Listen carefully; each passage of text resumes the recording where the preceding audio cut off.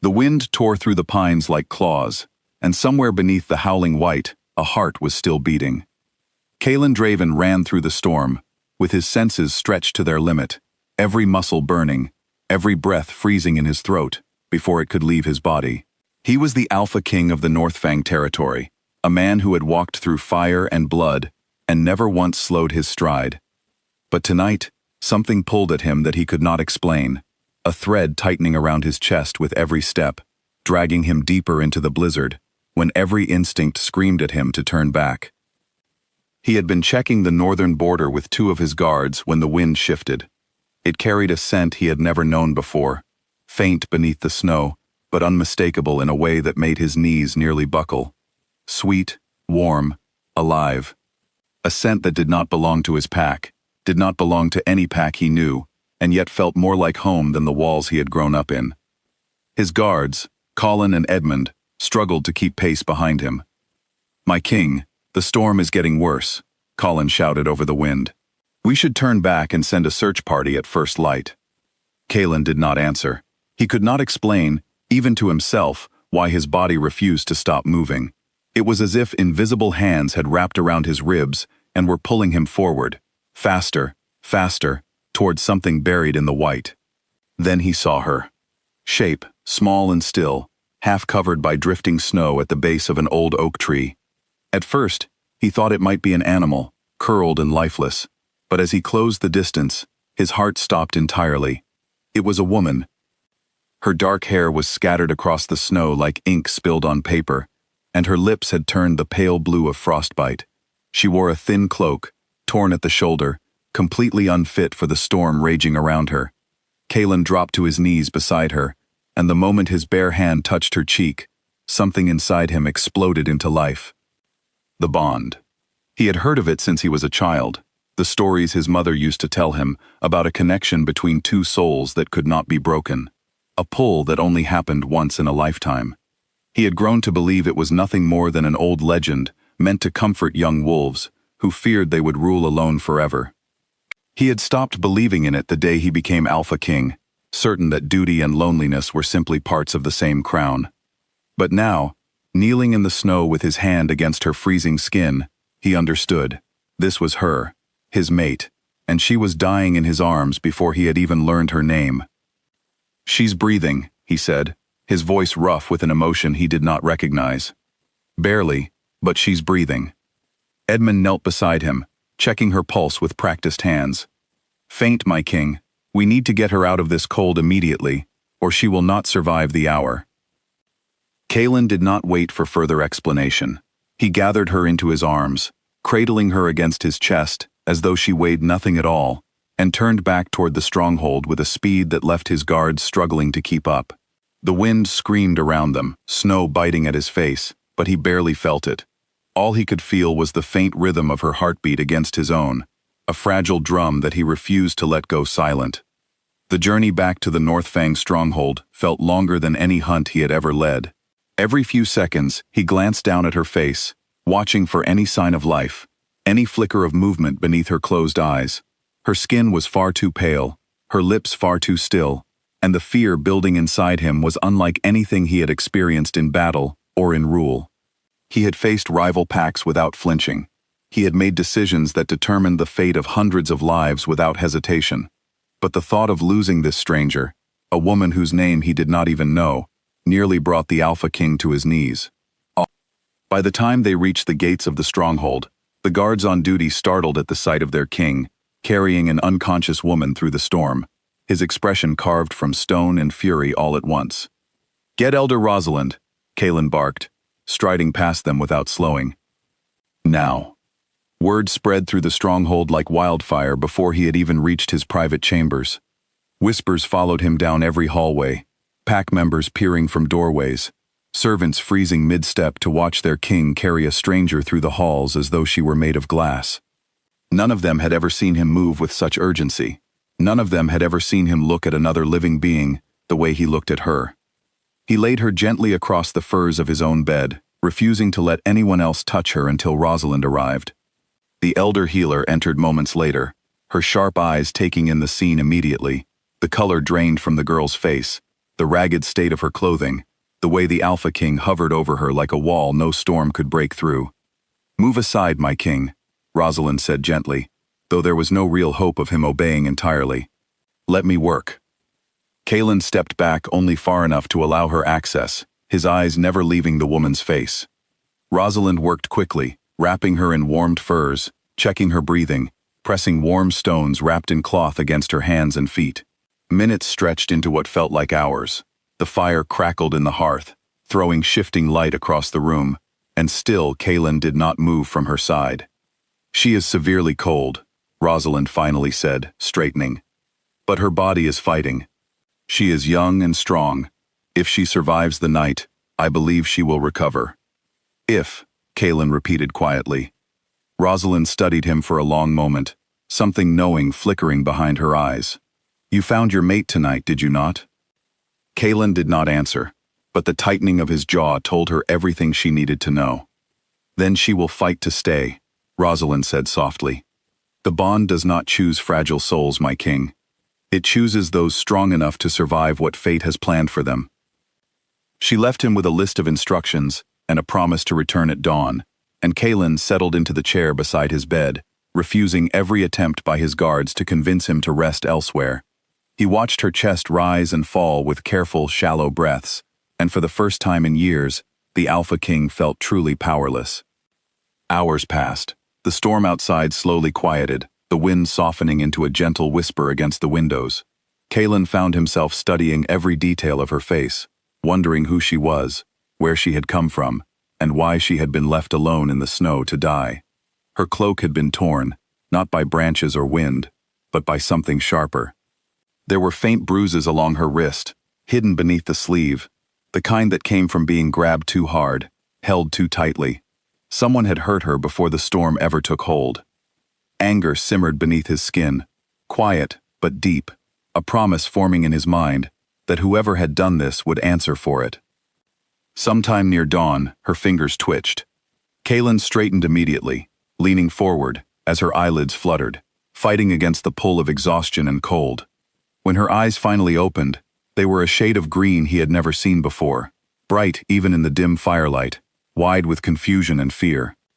"You're safe," he said quickly, keeping his voice low and steady, the way he might speak to a wounded animal. "You're safe. No one will hurt you here." Her breathing quickened, panic rising as she took in the unfamiliar room, the furs wrapped tightly around her, the stranger sitting so close beside her. She tried to sit up, but her body, still weak from the cold, betrayed her, and she fell back against the pillows with a soft, frustrated sound. "Where?" she managed, her voice barely above a whisper, cracked and dry. "Where am I?" "You are in the North Fang stronghold," Kalen said. "I found you in the snow. You were nearly frozen. My healer says you will recover, but you need to rest." She stared at him, searching his face as though trying to remember something just out of reach.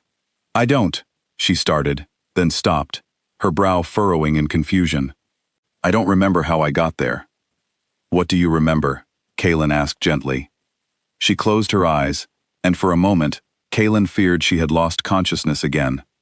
But then her lips parted, and she whispered, "Running. I remember running. And cold. So much cold. Do you remember your name?"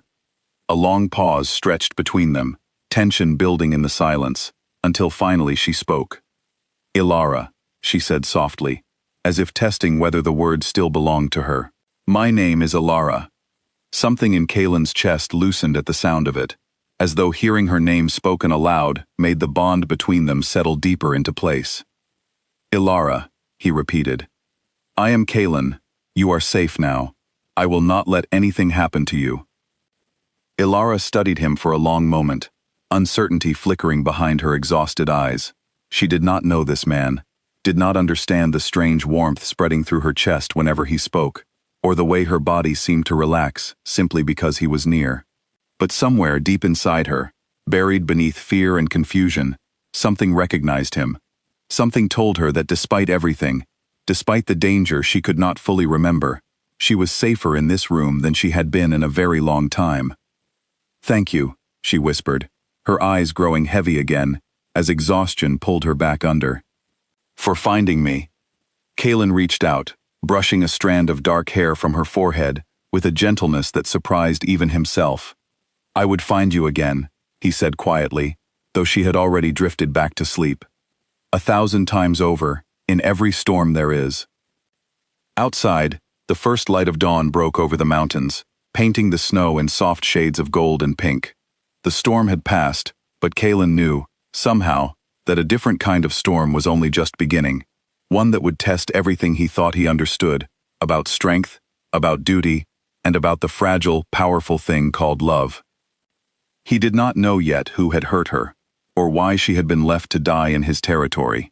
He did not know the danger that still hunted her, waiting patiently beyond the borders of his land.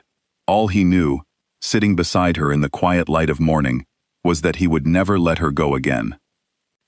Whatever came next, whatever war or secret or enemy waited in the shadows, Ilara belonged to him now, and the Alpha King intended to protect that bond with everything he had, even if it cost him his crown, his pack, or his own life.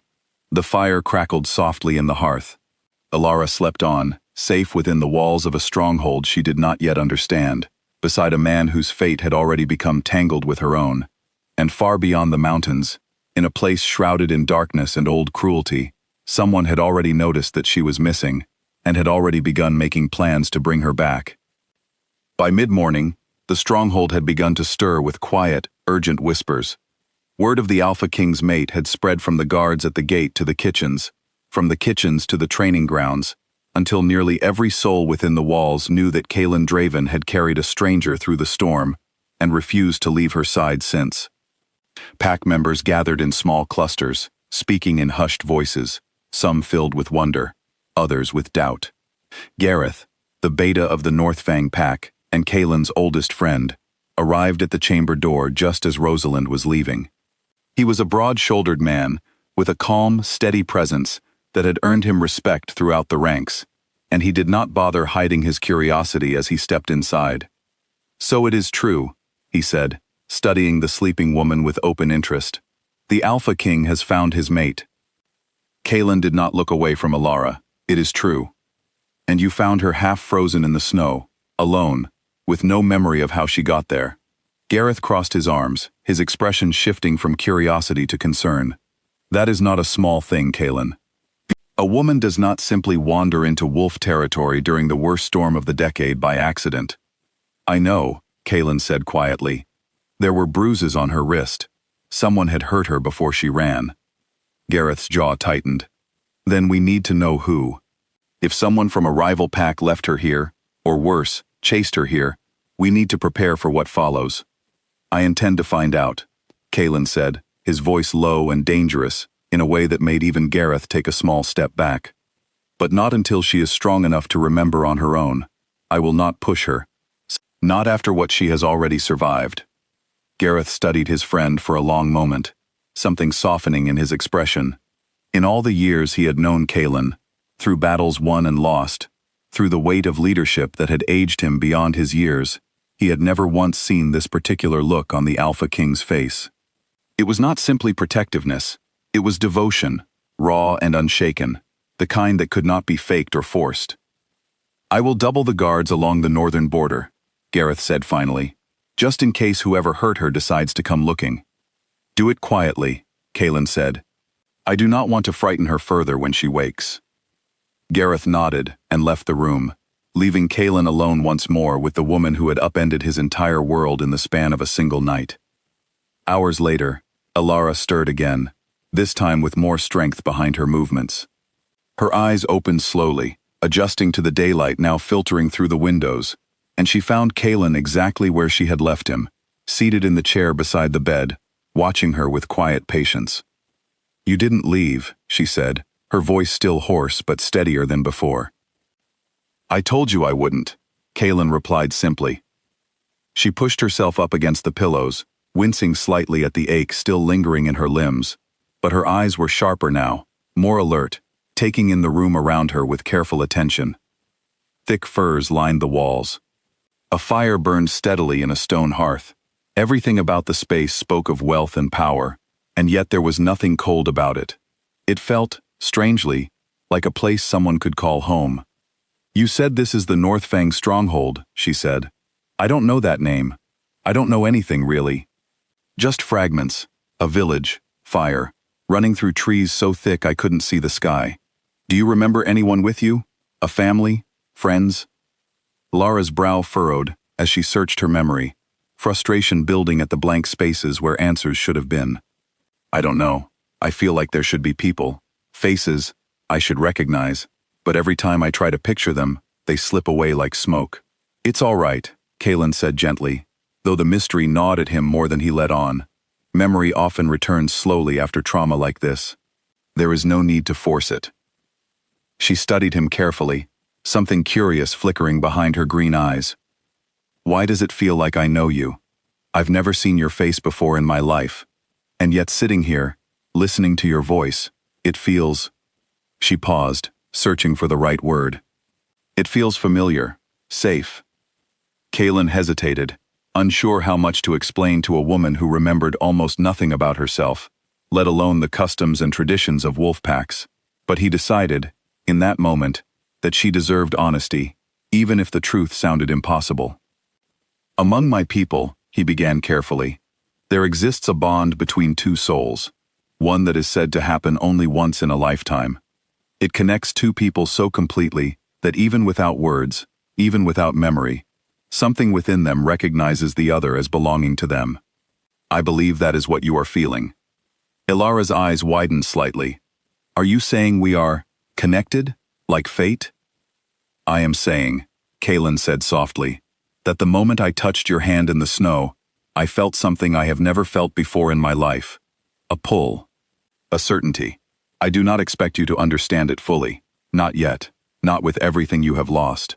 But I will not pretend it is not real. And I will not pretend I do not intend to protect you with everything I have. Silence stretched between them, filled with a strange, quiet weight. Ilara did not know what to make of his words, did not fully understand the world she had woken into, but something inside her chest, warm and undeniable, told her that he was not lying. I don't even know who I was before, she said quietly. How can I trust something I don't understand? You don't have to trust it blindly, Kalen said. Trust me instead. One day, one choice, at a time. That is all I ask. Before Ilara could respond, a soft knock sounded at the door, and a young woman entered carrying a tray of warm broth and bread. She had sharp features and dark hair pulled back tightly, and her eyes lingered on Ilara with an expression that was difficult to read, somewhere between curiosity and suspicion. Elder Rosalind said she should eat something small, the woman said, setting the tray down carefully. I am Leora, Kalen's sister. Thank you, Ilara said, offering a small, tentative smile. Leora did not return it. Instead, her gaze flicked toward her brother, something sharp passing between them, before she turned and left the room without another word. Ilara watched the door close, an uneasy feeling settling in her stomach. She doesn't like me. She doesn't know you, Kalen said, though the tightness in his voice suggested he had noticed the tension as well. Give her time. My sister is protective, sometimes to a fault, but her intentions are good. Ilara nodded slowly, though the unease did not fully fade. She picked at the bread on the tray, her strength slowly returning with each small bite, and for a while, the room settled into a comfortable, if uncertain, quiet. As the sun began to set over the mountains outside, painting the sky in deep oranges and purples, Ilara found herself studying Kalen's face, memorizing the sharp line of his jaw, the quiet intensity in his eyes, the way he seemed to relax only slightly whenever he looked at her. She still did not know who she had been before the snow, or what danger had chased her into the storm, but she knew, with a certainty that startled her, that whatever came next, she did not want to face it without him beside her. Far beyond the mountains, in a territory shrouded in old cruelty and colder ambition, a man stood at the edge of a frozen lake, his expression twisted with fury, as a scout delivered troubling news. The girl who had escaped him had not perished in the storm as he had hoped. She had been found. And worse, she had been found by the one pack whose alpha he feared above all others. She is with the Northfang King, the scout said carefully, bracing for his master's reaction. The man's hands curled into fists at his sides, his eyes darkening with a promise of violence yet to come. "Then we will simply have to take her back," he said quietly, his voice carrying a chill sharper than any winter storm, no matter what it costs. 3 days after the storm, Ilara stood on her own for the first time, gripping the edge of a wooden chest for balance, while a maid named Ivy fussed over the fit of a borrowed dress. "You are stronger than the healer expected," Ivy said cheerfully, tightening a lace at the back. "Most people who spend that long in the cold do not walk again so quickly." "I feel stronger," Ilara admitted, testing her weight carefully, "though my mind still feels like a locked door I cannot open." Ivy's expression softened with sympathy. "Perhaps it will open when you are ready, not before. My grandmother always said, the mind protects itself the same way the body does." Ilara considered that as she moved slowly toward the window, looking out over the stronghold for the first time in daylight. The view stole her breath. Sharp mountains rose in the distance, their peaks dusted white against a startling blue sky, and below, a village of stone and timber buildings stretched across the valley, smoke curling from countless chimneys. People moved between the buildings, some carrying baskets, others training with wooden staffs in a wide courtyard, and all of it moved with the rhythm of a community that had existed for generations. It was beautiful. And terrifying, because none of it looked familiar, and yet somehow, standing there, she felt an unexplainable sense of belonging.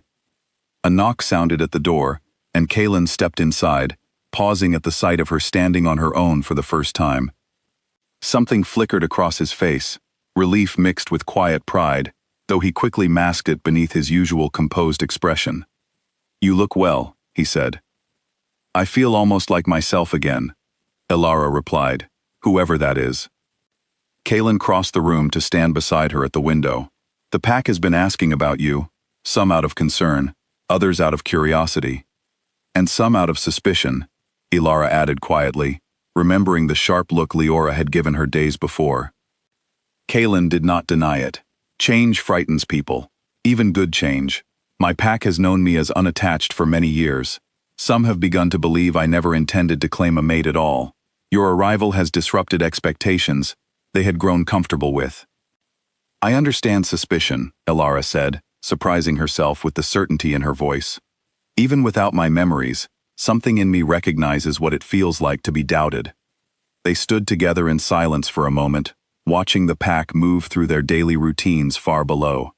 Then Ilara turned to him. A question had been building in her mind since she first opened her eyes in his chambers. "Will you show me the stronghold?" she asked. "I would like to see more than these 4 walls." Kaelin hesitated only briefly before nodding. "If you feel strong enough, but you will stay close to me. Until we know what happened to you, and who might still be searching, I will not risk your safety." Ilara did not argue. Something about his protectiveness, rather than feeling suffocating, felt like an anchor in a world she did not yet understand. They walked slowly through the halls of the stronghold, Kaelin matching his pace to hers, his hand hovering near her back, as though ready to catch her at the slightest stumble. Pack members paused as they passed, bowing their heads respectfully to their alpha, though their eyes lingered curiously on Ilara. She felt the weight of their attention, some warm and welcoming, others cool and assessing, but she kept her chin lifted, refusing to let the uncertainty show. They reached the great hall, a massive space with vaulted ceilings and long wooden tables, where several pack members were gathered discussing the day's tasks. Conversation quieted as they entered, heads turning toward the pair. An older man rose from his seat near the head table, his silver hair and weathered face marking him as someone of considerable respect within the pack. "My king," he said, inclining his head. "And this must be the woman the entire stronghold has been speaking of." "Ilara," Kaelin said simply. "Ilara, this is Nathaniel, head of my council." "A pleasure," Nathaniel said, though his sharp eyes studied her with obvious calculation. "Forgive my bluntness, but the pack has many questions." A woman appearing during the worst storm in a decade, with no memory of her past, claimed as the Alpha King's mate within hours of arrival. Some among us worry this arrival was not entirely accidental. The hall fell into tense silence, and Ilara felt her cheeks flush with a mixture of embarrassment and quiet anger. She had not asked for any of this, had not chosen to be found half frozen in the snow, and the implication that she might be some kind of threat or trick stung more deeply than she expected. "I understand your concerns," she said carefully, her voice steadier than she felt. "I would question it too, if I were in your position, but I do not have answers yet, not even for myself. All I know is that I did not choose to nearly die in the snow, and I certainly did not choose whatever it is that connects me to your king. If time proves I am a danger to this pack, I will accept whatever judgment you decide. But until then, I would ask for patience, the same patience I am trying to give myself." Nathaniel studied her for a long moment, something shifting subtly in his expression, surprise perhaps, or grudging respect. "Well spoken," he said finally. "Perhaps there is more strength in you than the storm left behind." Kaelin placed a light hand at the small of Ilara's back, a silent show of support that did not go unnoticed by the watching pack members. "Ilara is under my protection," he said, his voice carrying clearly through the hall. "Any concerns regarding her presence should be brought to me directly, not whispered in corners. I will not tolerate her being treated as an outsider within these walls." The pack members exchanged glances, some nodding in quiet acceptance, others remaining guarded, but no one spoke further against her.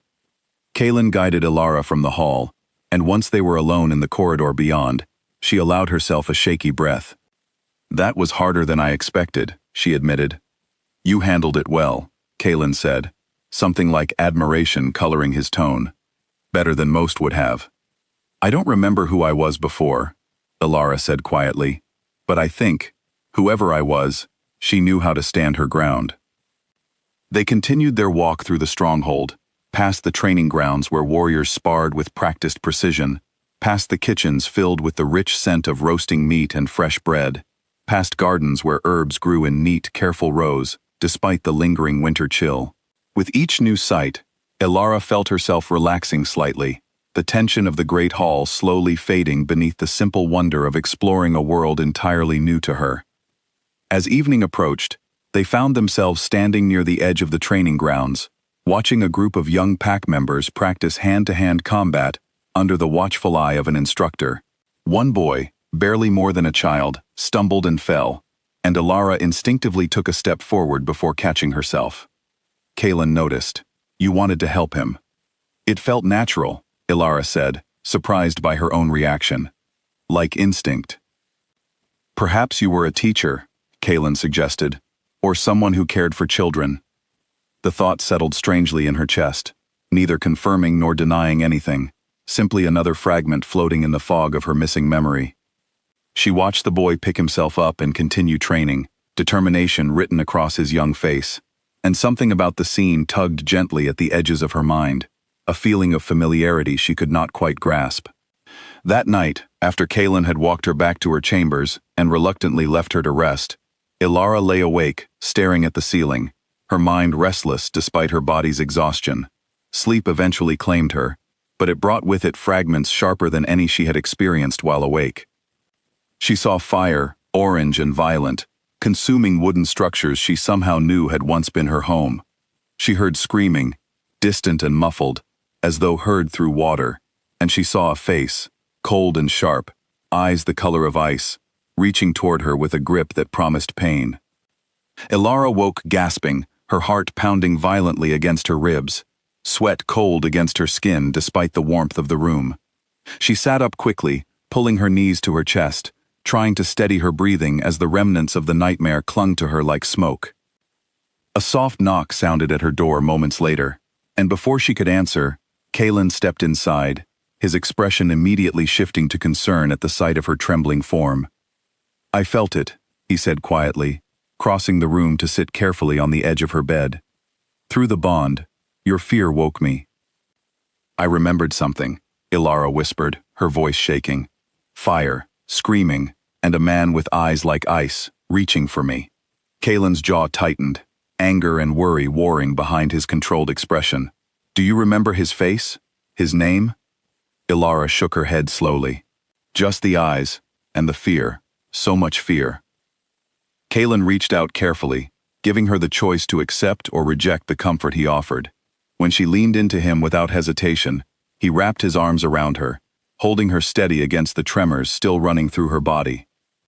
"Whoever he is," Kalen said, his voice low and dangerous, "he will never touch you again, I swear it." Ilara closed her eyes, allowing his warmth and steady presence to slowly calm the racing of her heart. She did not know yet who the man with ice-colored eyes was, or why simply remembering him filled her with such deep, instinctive terror. But she knew, held safely in Kalen's arms as the fire crackled softly in the hearth, that whatever darkness pursued her from her forgotten past, she no longer had to face it alone. Outside, beyond the stronghold walls, the mountains stood silent and watchful beneath a sky full of cold, distant stars, indifferent to the storm of memory and fear unfolding within, and equally indifferent to the storm of vengeance already gathering far to the north, where a man with eyes like ice sharpened his plans with each passing day. The following morning, Ilara woke feeling both exhausted and strangely lighter, as though sharing the fear of her nightmare with someone else had loosened its grip on her chest. She dressed slowly, choosing a simple green dress Ivy had left for her, and made her way toward the kitchens, hoping the smell of fresh bread might settle the last of her unease. She found Leora there instead, sitting alone at a small table near the window, a cup of tea cooling untouched in front of her. The young woman looked up as Ilara entered, her expression unreadable. "Couldn't sleep either," Leora said, though it was not quite a question. "No," Ilara admitted, hovering uncertainly near the doorway. "May I sit?" Leora studied her for a long moment before gesturing to the empty chair across from her. Ilara took it carefully, unsure what to expect from the woman who had shown her nothing but cool distance since her arrival. "You should know," Leora said finally, "that my caution is not about you personally, it is about my brother." Ilara waited, sensing there was more beneath the words. "Kalen has ruled alone for a long time," Leora continued, her fingers tracing the rim of her cup. "Our parents died when he was young, thrust the crown onto his shoulders before he was ready to carry it. He built walls around himself because he believed weakness could not be afforded by an alpha king. And now, suddenly, a woman appears in the snow, and those walls come crashing down in a matter of hours. I am not questioning your character, Ilara. I am protecting the only family I have left, in case this turns out to be something other than fate." Ilara absorbed the words slowly, understanding blooming where suspicion once seemed to live. "I would protect him too if I were you," she said honestly. "I cannot prove to you what this bond is or is not. I can only tell you that whatever happens between your brother and me, I have no intention of causing him harm." Something in Leora's shoulders relaxed, just slightly, the tension of days finally beginning to ease. "Perhaps," she said, "we can start again. Not as enemies, simply as two people trying to protect the same man, in different ways." Ilara smiled, small but genuine. "I would like that."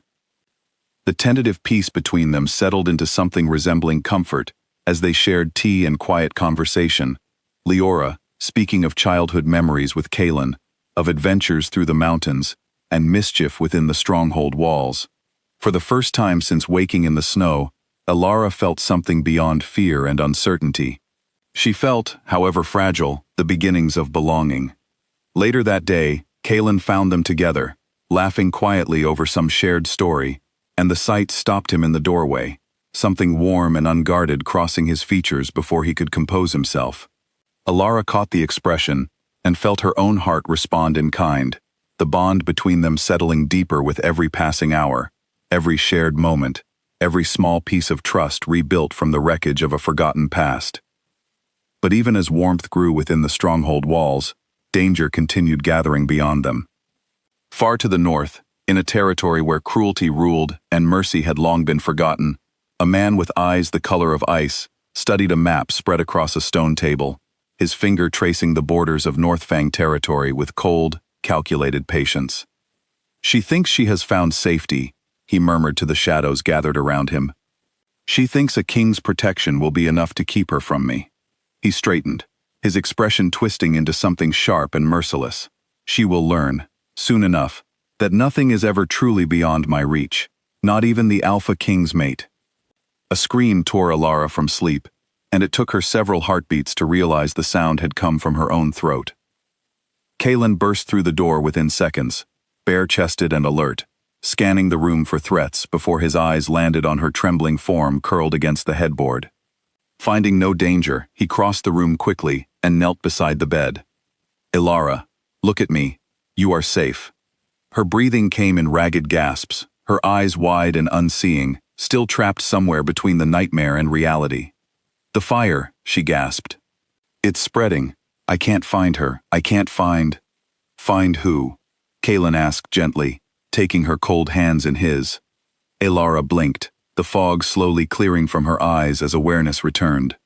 "I don't know," she whispered, tears gathering unexpectedly. "There was a girl.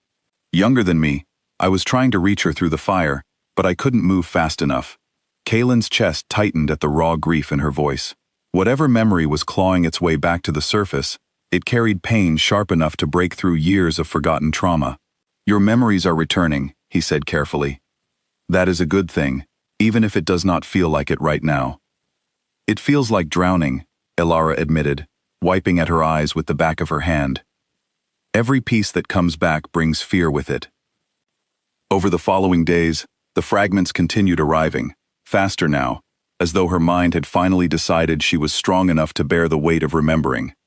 She remembered a village nestled between dark hills, smaller and poorer than Northfang's stronghold, where fear lived constantly beneath the surface of daily life. She remembered a woman with kind eyes who might have been her mother, though the face remained frustratingly blurred whenever she tried to focus on it. And she remembered, most vividly, a name that made her blood run cold every time it surfaced in her thoughts. Dorian. She spoke it aloud for the first time, while sitting with Kaelin in the quiet of the evening, watching the fire crackle in the hearth of his private study. The moment the word left her lips, Kaelin's entire body went rigid. "Dorian Vex," he said, his voice dangerously quiet. "Alpha of the Shadow Pack." "You know him," Ilara said, dread pooling in her stomach at the darkness that crossed Kaelin's face. "I know of him," Kaelin corrected. "His pack rules the territory beyond the Eastern Mountains. He is known for cruelty even among alphas who do not shy from harsh rule.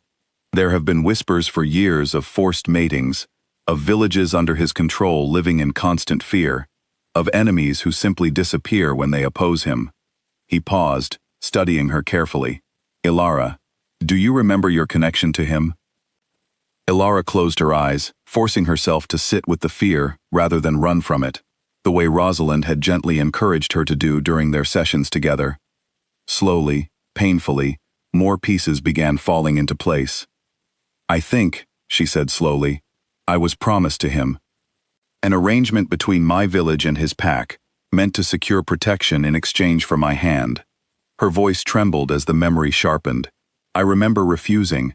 I remember him being furious that a village girl would dare reject an alpha's claim. And then," she trailed off, her hands beginning to shake. "Take your time," Kaelin said softly, though every instinct within him screamed to hunt down the man who had caused her such fear. "He came to collect what he believed belonged to him," Ilara continued, tears slipping silently down her cheeks.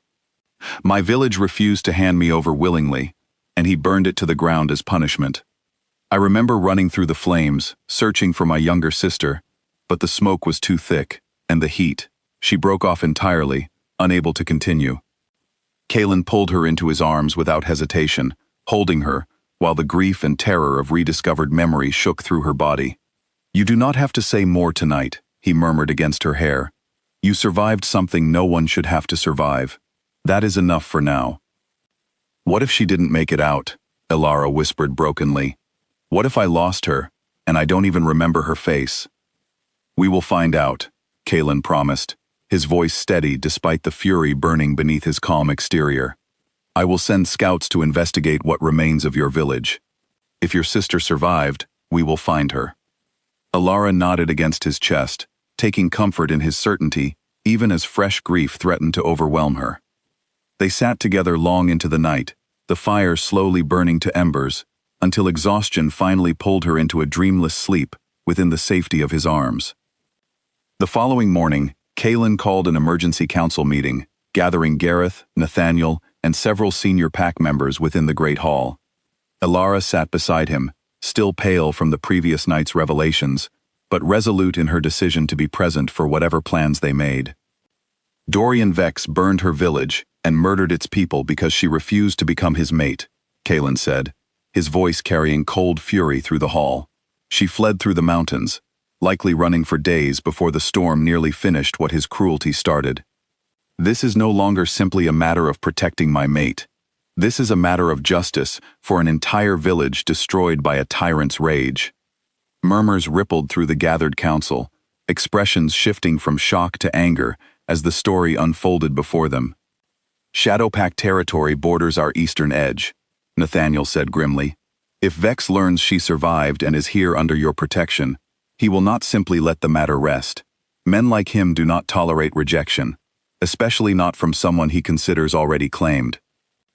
Then we prepare, Cailan said firmly. Strengthen our borders, increase patrols along the eastern boundary, and send scouts to investigate what remains of Alara's village. If there are survivors, including her sister, I want them found and brought to safety. Gareth nodded, already calculating logistics in his mind.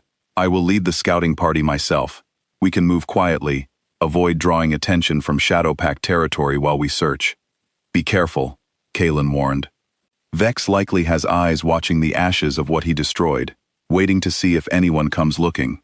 As the council began discussing specific strategies and border defenses, Elara found herself studying the faces around the table, each person committing themselves to a fight that had, until recently, belonged to her alone. The weight of their support settled strangely in her chest, gratitude tangled with guilt at having brought such danger to their doorstep. You did not choose this, Cailan said quietly, seeming to sense her thoughts even without the bond's deeper connection. Vex chose cruelty, you chose survival. There is no guilt to carry here. I brought his anger to your territory, Elara said softly. If something happens to your people because of me, my people protect what matters, Cailan interrupted gently but firmly. And you matter, Elara. Not simply because of the bond, though that alone would be reason enough. You matter because of who you have shown yourself to be since the moment you woke in my chambers, frightened and alone, yet still finding the strength to stand your ground before my entire council. Elara held his gaze, something steadying within her at the certainty in his voice. Whatever came next, whatever battles loomed on the horizon, she would not face them as a helpless victim clinging to survival.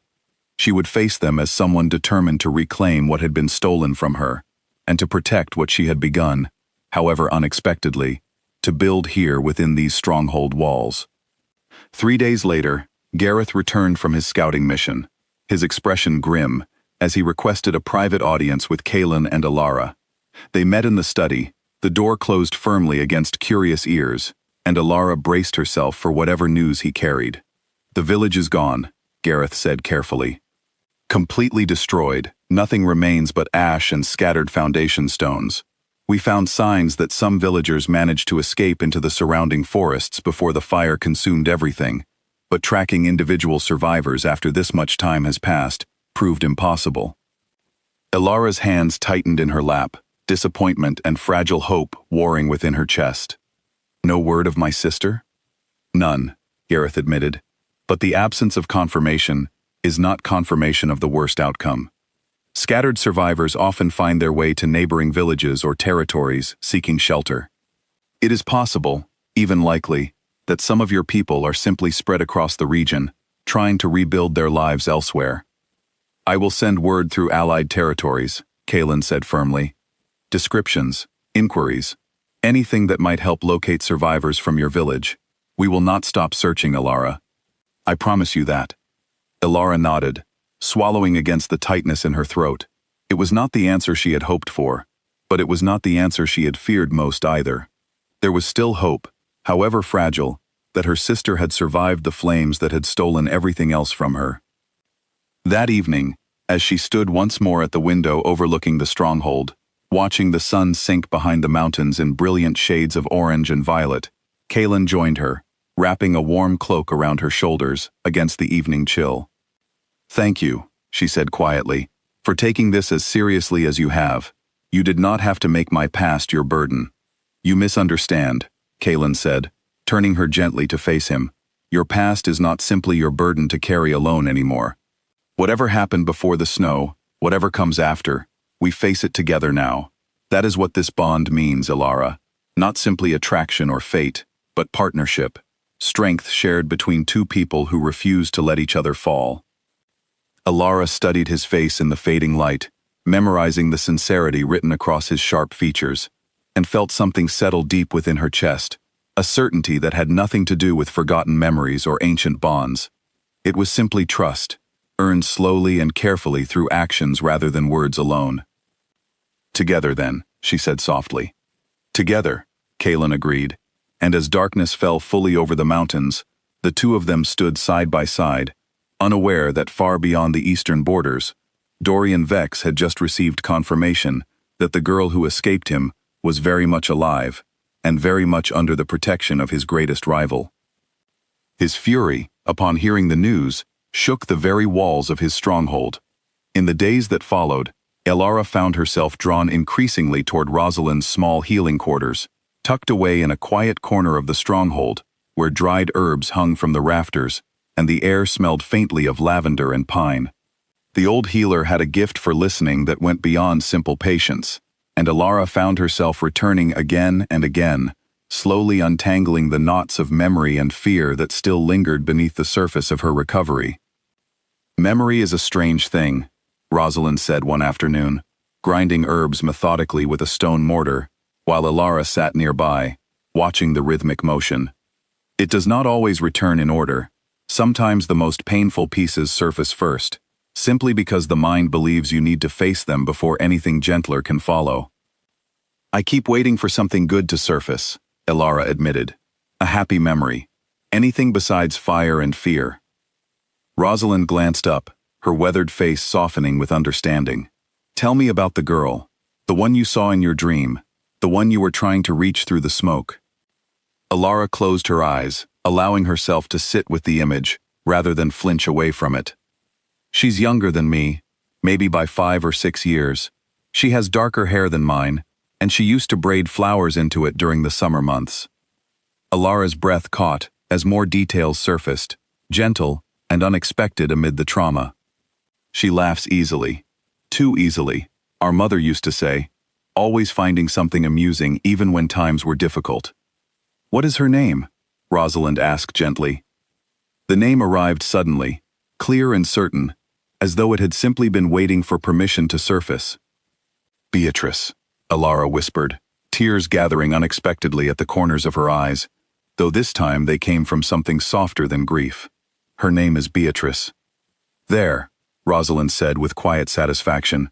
A good memory, hiding beneath the difficult ones. They are there, Elara. Simply waiting for the right moment to return. The rest of the afternoon passed gently, Rosalind sharing stories of her own long life within the North Fang pack, while Elara listened, grateful for the distraction from the constant undercurrent of fear that had followed her since waking in the snow.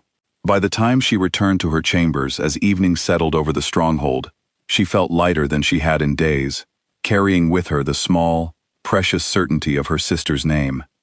She found Kaelin waiting for her, a folded piece of parchment in his hands, and an expression she could not quite read. What is it? She asked, immediately sensing something significant in his posture. A response, Kaelin said carefully, from one of the Allied territories, where I sent inquiries about survivors from your village.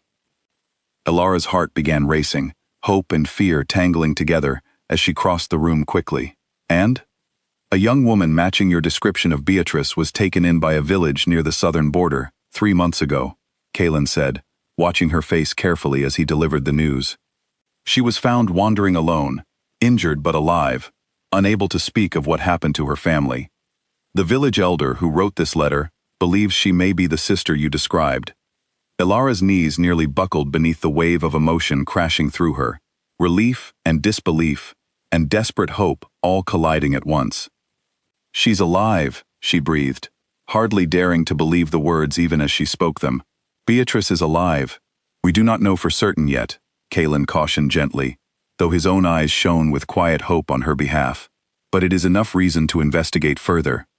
I can send Gareth to confirm her identity, and if it is indeed your sister, we can arrange for her safe passage here, to be reunited with you.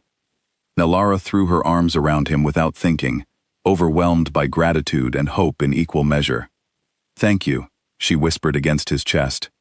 "Thank you for not giving up on finding her." "I told you we would search until we found answers," Kalen said, wrapping his arms around her carefully, as though she were something precious and fragile despite the strength she had shown throughout her recovery. "I intend to keep every promise I make to you, Alara, every single one." Word was sent immediately, and within the week, Gareth departed once more, this time toward the southern border village where hope, however fragile, waited to be confirmed. The days of waiting stretched long and difficult, Alara's emotions swinging between desperate optimism and the fear that the girl found wandering might not be her sister after all, simply another lost soul who happened to share similar features amid the chaos left behind by Vex's cruelty. During those long days of waiting, Leora made a point of staying close to Alara, offering quiet companionship that helped ease the tension of uncertainty. Their earlier caution had fully melted into something resembling genuine friendship, and Alara found herself grateful for the steady presence of a woman who understood, better than most, what it meant to carry worry for someone you loved.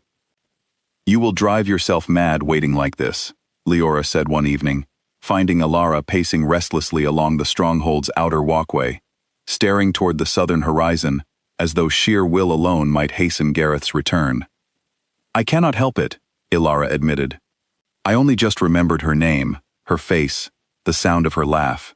The thought of losing her again, after finally beginning to remember her, feels unbearable." "Then let us distract you," Leora said firmly, looping her arm through Alara's and guiding her away from the wall. "Come, I will show you the training grounds properly this time, and perhaps teach you a few basic movements. If you are to remain within pack territory permanently, it would serve you well to know how to defend yourself, regardless of what danger Vex might still bring to our doorstep." Alara allowed herself to be led toward the training grounds, grateful for the distraction and the unexpected offer. Under Leora's patient instruction, she learned simple defensive stances, the proper way to break free from a grip, small movements that carried surprising power behind them. The physical exertion helped quiet the anxious spiral of her thoughts, and by the time the lesson ended, sweat dampened and breathing hard, Alara felt more grounded than she had in days. "You learn quickly," Leora observed, impressed despite herself. "Perhaps there is a warrior hiding beneath all that gentle uncertainty." "Perhaps," Alara said, managing a genuine smile for the first time since the letter had arrived. "I suppose we will find out, one way or another." Finally, 8 long days after his departure, Gareth returned through the stronghold gates, and Alara felt her heart stop entirely at the sight of the figure riding beside him, smaller and hesitant, wrapped in a traveling cloak too large for her slender frame. She did not wait for formal introductions or careful confirmation. The moment the figure lowered her hood, revealing dark hair and a familiar, achingly beloved face, Alara was already running across the courtyard, tears streaming freely down her cheeks. "Beatrice," she sobbed, reaching the horse just as her sister slid down from the saddle, and the two women collided in an embrace fierce enough to nearly knock them both from their feet. "Alara," Beatrice cried, clutching her sister tightly, disbelief and joy tangled together in her voice. "I thought you were dead. I thought I lost everyone." "I'm here," Alara whispered fiercely, holding her sister as though she might vanish if she loosened her grip even slightly. "I'm here, and I am never letting you out of my sight again." Kalen watched from a respectful distance, something deeply moved crossing his features as he witnessed the reunion. A small piece of the horror Vex had inflicted finally, miraculously, mended.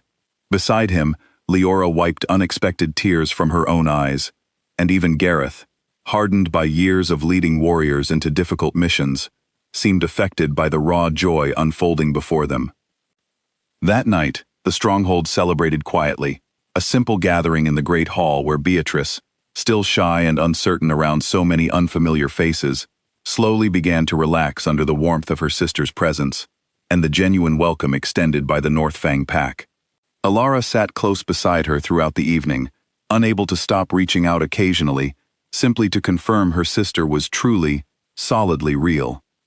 "He's kind to you," Beatrice observed quietly at one point, watching Kalen speak with several council members across the hall, his eyes drifting periodically back toward Alara, as though checking she remained safe and comfortable.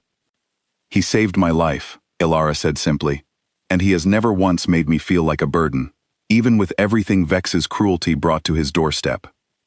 Beatrice studied her sister carefully, something knowing softening her young face. "You care for him, beyond whatever bond connects wolves to their mates." "I do," Alara admitted, surprising herself with the certainty of the confession, "more than I expected to, given how little time has passed since that night in the snow." "Then I am glad," Beatrice said, leaning her head against her sister's shoulder. "After everything we lost, I am glad you found something worth holding on to."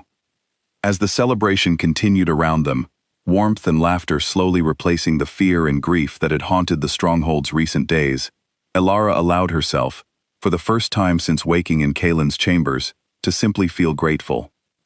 Her sister was alive, she was safe, and whatever darkness Dorian Vex still intended to bring against them, she would face it now with her family whole once more, and with a man beside her who had promised, unwaveringly, to never let her go. But even as joy filled the great hall that evening, far beyond the eastern mountains, Dorian Vex received word of Beatrice's survival and safe arrival within Northfang territory, and his fury deepened into something far more dangerous than simple anger. If he could not reclaim Alara through simple demand, he decided coldly, he would find another way to bring her back under his control, whatever the cost, and whoever stood in his way. A raven arrived at dawn, black wings slicing through the pale morning sky, and the guard who intercepted it felt his stomach turn cold the moment he read the message tied to its leg. He carried it directly to Kaelin's study, where the Alpha King sat reviewing border reports with Gareth, and the guard's grim expression alone was enough to make both men rise from their seats. "This arrived by Raven," the guard said, handing over the sealed parchment, bearing the Shadow Pact crest. Kaelin broke the seal immediately, his eyes scanning the message once, then twice, his expression darkening with each word. Without speaking, he handed the parchment to Gareth, who read it in silence before cursing under his breath. "He demands her return," Gareth said grimly, "claims she was promised to him, that her flight was nothing more than a foolish girl's disobedience, and that failure to return her within a fortnight will be considered a declaration of war against the Shadow Pact." "He burned her village," Kaelin said, his voice dangerously quiet, "murdered innocent people, and now he dares frame this as her disobedience?" "He is testing your resolve," Gareth said carefully. "Vex knows the bond between mates is nearly impossible to break voluntarily. This demand is not truly about reclaiming her through diplomacy. It is a provocation, meant to draw us into conflict on his terms." Kaelin's hands clenched into fists atop the desk. "Then he will have his war, if that is what he wants. I will not send her back to a man who destroyed everything she loved simply to avoid conflict." "Agreed," Gareth said. "But we should prepare carefully. Vex's territory is larger than ours, his forces well-trained despite their cruelty. If this escalates to open war, we cannot afford to be caught unprepared." Alara found them still discussing strategy hours later, and the tension in the room told her immediately that something significant had occurred. When Kaelin explained the Raven's message, her face drained of color, old fear resurfacing alongside a new, sharper anger. "This is my fault," she said quietly. "If I had never come here, if I had simply—" "Do not finish that sentence," Kaelin interrupted firmly, crossing the room to take her hands in his. "You did nothing wrong, Alara. Vex's cruelty is his own burden to carry, not yours. This threat exists because of his refusal to accept rejection, not because of any failing on your part." "But your pack could go to war because of me," Alara said, her voice breaking slightly. "My pack would go to war to protect what is right," Kaelin corrected gently. "You are not simply my mate, Alara. You represent every village Vex has burned, every person he has hurt through cruelty and forced control. If we do not stand against him now, how many others will suffer the same fate you barely escaped?" Alara absorbed his words slowly, something steadying within her despite the fear still churning in her stomach. No, he was right, she realized. This was no longer simply about her own survival. It was about every family who had suffered beneath Vex's tyranny, every village that lived in fear of his next demand. "Then let me help," she said firmly. I refuse to simply hide within these walls, while others fight a battle that began with my own escape. Kaelin studied her for a long moment, respect and worry warring behind his eyes. You have already begun training with Leora. That is a start. But Alara, I need you to understand the danger clearly. If war comes, Vex will not simply seek to defeat my pack. He will seek to reclaim you personally, by whatever means necessary. I understand, Alara said steadily, and I am not afraid anymore. Not the way I was in the snow. I have people now who stand beside me. That changes everything. Over the following days, the stronghold transformed into something resembling a fortress preparing for siege. Warriors trained with renewed intensity in the courtyards, weapons were sharpened and distributed, and messengers were dispatched to allied territories, seeking support against the looming threat of Shadow Pack aggression. Alara found herself swept into the preparations as well, continuing her training with Leora, while also assisting Rosalind in stocking medical supplies, her quiet competence earning quiet respect from pack members who had once regarded her with suspicion. Beatrice, still adjusting to her new surroundings, watched the frantic preparations with wide, worried eyes, and Alara made a point of reassuring her sister whenever fear threatened to overwhelm the younger girl. You are safe here, Alara promised one evening, sitting together in the quiet of Beatrice's chambers. Whatever happens, Kaelin will not let anything happen to you. I am not worried for myself, Beatrice admitted quietly. I am worried for you. I only just found you again, Alara. I cannot lose you a second time. You will not lose me, Alara said firmly, though the promise felt heavier now, weighted by the very real danger looming on the horizon. I have survived worse than Dorian Vex's threats. I intend to keep surviving, for both our sakes. Meanwhile, Nathaniel worked tirelessly with Kaelin, drafting formal responses to Vex's demand, careful diplomatic language meant to buy time while the pack prepared its defenses. The response, when finally sent, firmly rejected Vex's claim over Alara, citing both her clear rejection of the arranged mating and the established bond between her and the Alpha King as legal and undeniable grounds for her remaining within Northfang protection. The response, as expected, did little to calm the growing storm. Within days, scouts reported increased Shadow Pack activity along the eastern border, patrols moving with unusual frequency, and rumors circulating through neighboring territories of Vex, gathering additional forces from smaller, subservient packs under his control. He is building an army, Gareth reported grimly during one evening council meeting, not simply preparing to defend his own territory, but preparing for offensive action. How long do we have? Kaelin asked. Difficult to say precisely, Gareth admitted. But given the pace of his mobilization, I would guess weeks rather than months. The council fell into tense discussion regarding defensive strategies, potential allies who might be persuaded to lend support, and the logistics of protecting both the stronghold and the surrounding villages that fell under Northfang jurisdiction. Alara listened carefully throughout, absorbing details that would have felt overwhelming mere weeks earlier, but now settled into her mind with growing clarity and purpose. Later that night, unable to sleep despite exhaustion from the day's preparations, Alara found herself wandering toward the stronghold's outer wall, drawn by the need for quiet air, away from the constant tension filling the halls within. She found Kaelin already there, standing alone at the edge of the wall, staring out toward the dark silhouette of the eastern mountains, where danger continued gathering with each passing day. Can't sleep either? She asked softly, joining him at the wall.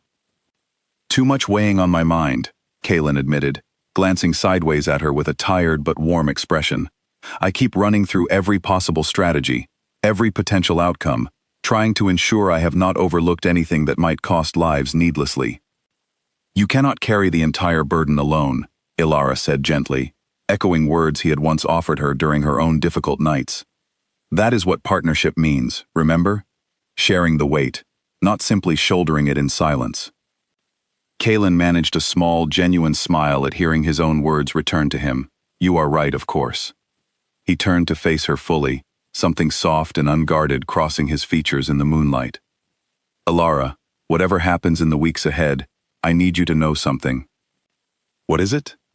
I do not simply care for you because of the bond, Kaelin said quietly, I have come to know you, truly know you, over these past weeks, and I find myself continually amazed by your strength, your compassion, your refusal to let fear define who you become. Whatever Vex intends, whatever war he brings to our doorstep, I want you to know that my feelings for you exist entirely separate from fate or ancient bonds. I care for you because of who you are, Elara, simply and completely. Elara felt her breath catch at the raw sincerity in his voice, warmth spreading through her chest, despite the cold night air surrounding them. I feel the same, she admitted softly, somewhere between waking terrified in your chambers and standing here beside you now, preparing for a war I never asked for. I fell in love with you, Kaelin. Not because fate demanded it, because you earned it, every single day. The words hung between them, fragile and precious, amid the looming shadow of conflict. And when Kaelin reached out to gently cup her face, Elara leaned into his touch without hesitation. Their first kiss, when it finally came, was soft and unhurried, despite the urgency of the danger surrounding them, a quiet promise exchanged beneath the cold light of distant stars. Whatever comes, Kaelin murmured against her lips, we face it together. I meant that promise, and I will keep meaning it, every single day, for as long as I draw breath. Together, Elara echoed, the words settling into her chest with a certainty that steadied her far more than any strategy discussed within the council halls. They remained at the wall for a while longer, drawing quiet strength from each other's presence, before finally returning to the warmth of the stronghold. But even as love bloomed unexpectedly amid the growing shadow of war, neither of them could fully ignore the truth waiting on the horizon. Dorian Vex was coming, and whatever peace they had built together within these walls would soon be tested by fire and blood. The following morning brought grim confirmation of exactly how little time remained. A second raven arrived, its message shorter and far more direct than the first. You have 7 days to return what belongs to me. After that, I will simply come and take it myself, and I will not be gentle about the manner in which I do so. Kaelin read the message twice, his expression hardening into cold resolve, before setting it aside and turning to address his gathered council. 7 days, he said firmly. We use every single one of them preparing. Vex believes fear will make us weak. He is about to learn exactly how wrong that assumption is. Around the table, warriors and council members alike straightened with renewed determination, and Elara, seated beside the man she loved, felt fear settle into something sharper and more useful: resolve. Whatever Dorian Vex intended to bring against them, she would not face it as the frightened girl found dying in the snow. She would face it as Elara, mate to the Alpha King, sister to Beatrice, and a woman who had finally, fully reclaimed her own strength. The countdown had begun, and neither side intended to back down. By the third day of the countdown, word of Vex's threat had spread beyond Northfang territory, carried by traveling merchants and cautious messengers to neighboring lands. Kaelin had sent formal requests for alliance to 3 separate territories, each ruled by alphas who had, at various points, maintained peaceful relations with Northfang over the years. 2 responded quickly with promises of support, though the size of their forces remained modest compared to the growing threat from the east. The third, ruled by an alpha named Marcus Ellery, remained silent for 2 full days, before finally sending a response that arrived just as the sun set on the 4th day. Ellery has agreed to send warriors, Nathaniel announced, reading the letter aloud to the assembled council. Though he warns his numbers are limited, as his own territory borders unstable regions requiring defense. Every warrior counts, Kaelin said, though the modest promise did little to ease the tension gathering in his shoulders. What of the southern villages? Have they been warned to prepare shelter, in case fighting spreads beyond the stronghold itself? Warned and preparing, Gareth confirmed, though many have expressed willingness to send able-bodied volunteers to assist in defense, rather than simply hide within their homes. Elara listened to the exchange with growing admiration for the community rallying around them, ordinary villagers and neighboring packs alike, choosing to stand against tyranny rather than allow fear to dictate their choices. It reminded her, painfully and beautifully, of the village she had lost, of people who had once tried to protect her before Vex's cruelty burned their courage to ash. I want to help train the villagers who volunteer, she said suddenly, surprising even herself with the offer. Leora has taught me enough basic defense that I could assist in teaching others, especially those with little to no combat experience. Kaelin considered the offer carefully before nodding. It would be valuable. Though I want you accompanied by guards at all times when working outside the stronghold walls, I will not risk Vex's scouts spotting an opportunity to reach you. Agreed, Ilara said, grateful for the trust extended alongside the caution. Over the following days, Ilara found purpose in the frantic preparations, spending mornings training alongside Leora, and afternoons assisting nervous villagers in learning basic defensive movements. The work exhausted her physically, but settled something restless within her mind, transforming fear into productive action.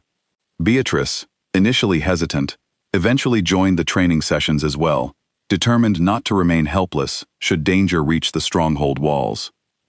You have become quite the teacher, Leora observed one afternoon, watching Ilara patiently correct a young villager's stance. There is real skill in how you explain movements, patient, but firm. Perhaps it comes from wanting others to feel less afraid than I once did, Ilara replied thoughtfully. Fear made me weak in the snow. I would rather teach people strength before they ever face that same helplessness. As the seventh day approached, tension within the stronghold grew thick enough to feel almost tangible. Warriors sharpened weapons with renewed intensity. Supplies were carefully rationed and stored, and Kaelin spent long hours in strategic meetings, his exhaustion growing visible despite his efforts to remain composed before his people. On the night before the deadline, Ilara found him once again standing alone at the outer wall, staring toward the darkened mountains where Shadowpact territory waited beyond the horizon. You should rest, she said softly, joining him.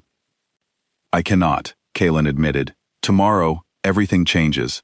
Either Vex backs down, which I consider unlikely, or war begins in earnest. Ilara took his hand, lacing her fingers through his.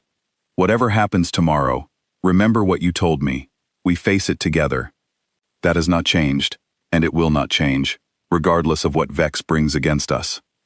Kaelin turned to look at her, something fierce and grateful crossing his features in the moonlight. I do not know what I did to deserve finding you in that storm, he said quietly, but I thank whatever fate guided me there every single day. As do I, Ilara whispered, leaning into him as the cold night wind swept across the stronghold walls, carrying with it the quiet certainty that tomorrow would bring the beginning of a battle neither of them could avoid, but one they would face, unwaveringly, side by side. Horns sounded across the stronghold before the sun had fully risen, sharp and urgent, tearing every sleeping soul from their beds in an instant. Ilara was on her feet before she had even fully processed the sound, her heart hammering as she pulled on the sturdy clothing Leora had insisted she keep ready beside her bed. By the time she reached the corridor, chaos had already erupted around her, warriors rushing toward the courtyard, servants ushering frightened children toward the underground shelters built beneath the stronghold's oldest halls. She found Kaelin near the main gate, already dressed for battle, his expression carved from cold, controlled fury as Gareth relayed information from a breathless scout. They're moving faster than we predicted, Gareth was saying. Vex did not wait for the deadline to fully pass. His forces crossed the eastern border sometime before dawn. How many? Kaelin demanded. Difficult to say precisely, but scouts estimate at least 200 warriors, possibly more, Gareth replied grimly. They will reach the outer villages within hours if they maintain this pace. Then we do not wait for them to reach our walls, Kaelin said firmly. We meet them before they can threaten the villages. Gather the warriors. We move within the hour. Ilara felt fear coil tightly in her stomach, but beneath it, something steadier had taken root over the past week of preparation. She caught Kaelin's arm before he could turn away, and he paused, meeting her eyes with an intensity that spoke louder than any words. Come back to me, she said quietly. Always, he promised, pressing a brief, fierce kiss to her forehead before striding toward the gathering warriors, his voice rising to issue commands with the practiced authority of a king who had led his people through danger many times before. Ilara watched him go, her chest tight with fear and pride tangled together, before turning to find Rosalind already directing the medical preparations within the Great Hall. transforming the space into a makeshift healing station in anticipation of wounded warriors returning from battle. "I want to help," Elara said immediately, finding Rosalind organizing supplies with practiced efficiency. "Then help," Rosalind said without hesitation, handing her a stack of clean cloth. "We will need every capable hand today." The morning stretched into a tense, uncertain blur of preparation and waiting. Elara worked alongside Rosalind and several other healers, organizing bandages, preparing herbal remedies, and setting up cots along the walls of the Great Hall. Beatrice assisted as well, her earlier fear transformed into determined focus as she followed instructions carefully, grateful for a way to contribute rather than simply hide away in fear.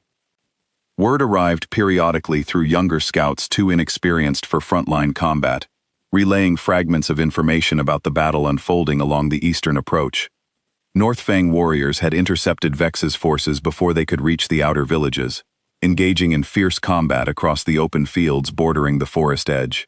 The fighting was intense, but Northfang's smaller, more disciplined forces were holding their ground, aided by the timely arrival of allied warriors from neighboring territories. Hours passed with agonizing slowness, and Elara found herself repeatedly glancing toward the Great Hall's entrance, praying for news that Kaelin remained safe amid the chaos. When the first wounded warriors finally began arriving, carried on makeshift stretchers by exhausted comrades, the reality of war settled fully into the stronghold, transforming abstract fear into visceral, undeniable truth.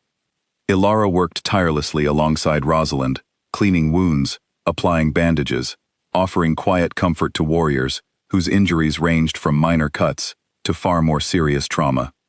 The work demanded complete focus, leaving little room for the fear still churning beneath the surface of her concentration, and she found herself grateful, in a strange way, for the distraction that kept her from spiraling into panic over Kaelin's continued absence. As afternoon stretched toward evening, a warrior arrived bearing more detailed news, his expression grim, but not entirely without hope. "The main force has been pushed back toward the border," he reported to Nathaniel, who had remained within the stronghold to coordinate defenses. "Vex's warriors suffered heavy losses attempting to break through our lines, but the Alpha King himself engaged Vex directly near the forest edge.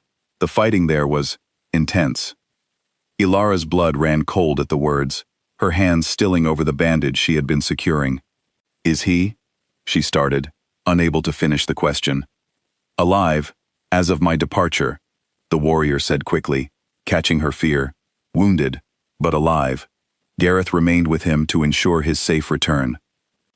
The relief that flooded through Elara nearly buckled her knees, but she forced herself to remain steady, returning to her work with renewed urgency, praying silently that Kaelin would return to her soon, whatever wounds he carried notwithstanding. It was nearly dark when the gates finally opened to admit the returning warriors, their numbers diminished, but their formation holding strong, victory evident in the exhausted but determined expressions carried by those who had survived the day's brutal conflict. Elara searched desperately through the crowd until she spotted Kaelin, supported partially by Gareth, blood staining his side from what appeared to be a deep wound along his ribs. She was moving before conscious thought caught up with her actions, pushing through the gathered crowd until she reached him, her hands trembling as she took in the extent of his injuries. "I'm all right," Kaelin said quickly, seeing the terror written across her face. "It looks worse than it is." "You are bleeding through your armor," Elara said, her voice sharp with fear and relief tangled together. "That is not all right, Kaelin." Gareth, despite his own exhaustion, managed a tired smile.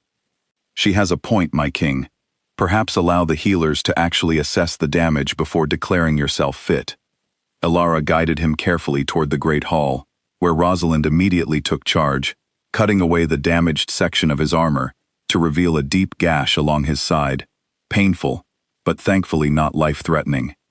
As Rosalind worked to clean and stitch the wound, Elara remained close, holding his hand tightly, while he recounted, in fragments between winces of pain, the details of his confrontation with Dorian Vex. "He fought with a viciousness I have rarely encountered," Kaelin admitted. "There was no honor in his methods, only desperation to reclaim what he considers rightfully his. We were evenly matched for much of the confrontation. But when Gareth arrived with reinforcements, Vex chose to retreat rather than risk complete defeat. He retreated? Elara asked, surprise coloring her voice. I expected him to fight to the end, given everything you've told me about his cruelty. Men like Vex value their own survival above all else, despite the ruthlessness they show toward others, Kaelin explained. He will regroup, gather additional forces, and likely attempt another assault once he believes the odds favor him more heavily. This is not over, Elara. Today was simply the first battle in what will likely be a longer conflict. The weight of his words settled heavily over the hall, tempering the relief of the day's victory with the sobering understanding that greater challenges likely still waited ahead. Yet despite the uncertainty, there was also genuine cause for hope. Northfang and its allies had successfully repelled Vex's initial assault, proving that his forces, while significant, were not invincible. That night, after Rosalind had finished treating his wounds and most of the wounded had been settled into recovery, Elara sat beside Kaelin's bed, refusing to leave despite his gentle protests that she should rest as well. You stayed by my side when I was the one recovering from near death, she said softly. Allow me to return the favor now. Kaelin managed a tired smile, reaching out to take her hand despite the exhaustion evident in every line of his body. I do not deserve you, he murmured. You saved my life, Elara reminded him gently. I think that more than qualifies you. They remained together through the quiet hours of the night, Kaelin drifting occasionally into exhausted sleep, while Elara kept vigil beside him, grateful beyond words that he had returned to her, however battered and wounded, from the chaos of battle. Outside the stronghold walls, the aftermath of the day's conflict continued settling into the darkness, warriors tending to their own wounds, scouts reporting on Vex's confirmed retreat toward Shadowpact territory, and the quiet, exhausted relief of a community that had faced its greatest fear and, for now, survived. The following days brought a strange mixture of recovery and continued vigilance. Kaelin's wound healed steadily under Rosalind's careful attention, though he remained frustrated by the enforced rest that kept him from personally overseeing every aspect of the stronghold's ongoing defense preparations. Elara found herself splitting time between caring for him and continuing to assist with the broader recovery efforts, tending to wounded warriors, helping coordinate supplies, and offering quiet support to villagers who had witnessed firsthand the horror of Vex's aggression. Beatrice, who had spent the battle's duration assisting within the medical hall, approached Elara one evening with an expression that mixed exhaustion and quiet determination. I want to learn more, she said, not just basic defense, but proper training. I want to be able to actually help if something like this happens again. Elara studied her younger sister carefully, understanding the transformation happening within her, the same shift from fear to purposeful strength that Elara herself had undergone in recent weeks. I will speak with Leora, she said, if you are certain this is what you want. I am certain, Beatrice said firmly. I do not want to simply survive anymore, Elara. I want to be strong enough to protect what remains of our family, whatever comes next. The conversation settled something reassuring within Elara's chest, watching her sister grow from the frightened, uncertain girl who had arrived at the stronghold weeks earlier into someone determined to reclaim her own strength and agency. It reminded her, powerfully, of her own journey since waking in the snow, and she felt a surge of protective pride at witnessing Beatrice choose resilience over lingering fear. As the week progressed, reports continued arriving regarding Shadowpact movements, confirming that Vex had indeed retreated fully back within his own territory, licking his wounds and, according to scouts, beginning preparations for what many suspected would be a significantly larger assault in the coming weeks. Kaelin, once sufficiently recovered, resumed his role overseeing strategic preparations with renewed urgency, determined not to be caught unprepared should Vex return with greater numbers. We cannot simply wait for his next move indefinitely, Gareth argued during one council session, tension evident in his voice. Perhaps we should consider a more proactive approach, striking at his resources or supply lines before he can fully mobilize a larger force. A direct assault on Shadowpact territory carries significant risk, Nathaniel countered. We would be moving into unfamiliar terrain, potentially facing defenses we cannot fully anticipate. The debate continued at length, Various strategies weighed carefully against their potential risks and benefits, and Alara, though not formally part of the council, found herself increasingly included in these discussions, given her first-hand knowledge of Vex's territory and methods from her time before the fire. "He values control above all else," she offered during one particularly heated exchange. "Every decision I witnessed him make, before I fled, centered around maintaining absolute dominance over those beneath him. If you can find a way to threaten that control, whether through his own warriors' loyalty or his standing among neighboring packs, it may prove more effective than direct confrontation." Kaelin considered her words carefully, something calculating shifting behind his eyes.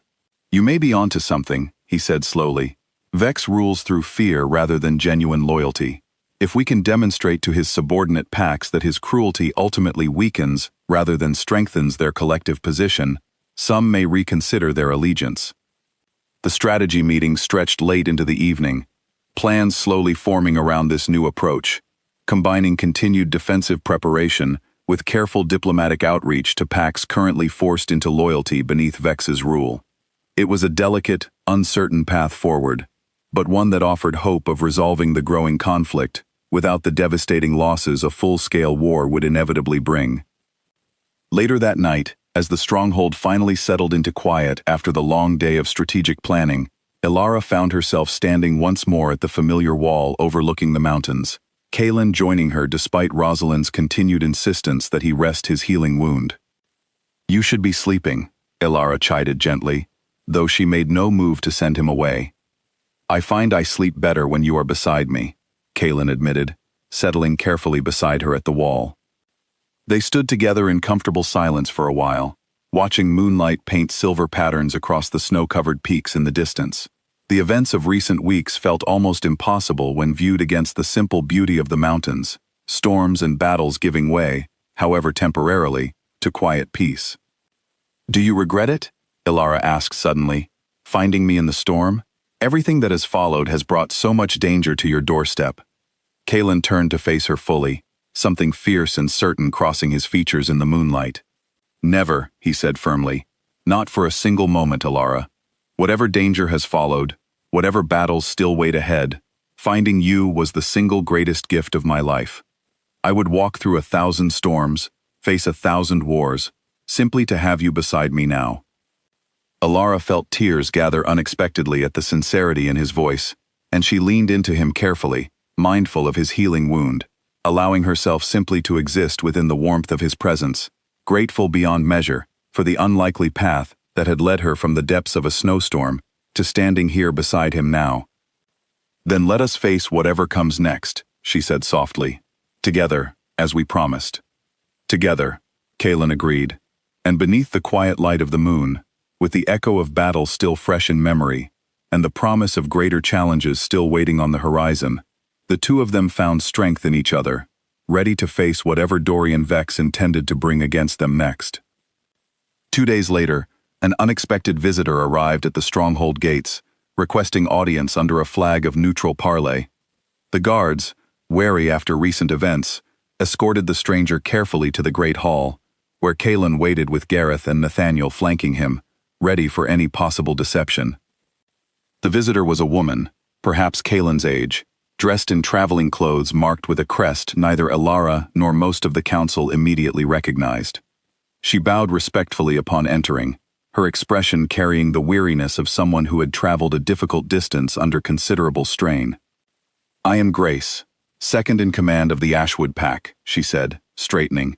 "We are among those forced into subservience beneath Dorian Vex's rule 3 years past, when he conquered our territory and demanded loyalty in exchange for our people's survival." "Why have you come here?" Kaelin asked carefully, though something in his posture suggested he already suspected the answer. "Word has spread of Vex's defeat at your borders," Grace said, "and word has spread too, of the reason behind his aggression. A young woman who refused his claim, who escaped the destruction of her village, rather than submit to his control." Her eyes shifted briefly toward Alara, something like solidarity passing between them. "Many among the packs forced beneath his rule have grown weary of his cruelty. Your victory has given some of us hope that perhaps his control is not as absolute as he would have us believe." You are offering alliance, Nathaniel said, understanding dawning across his features.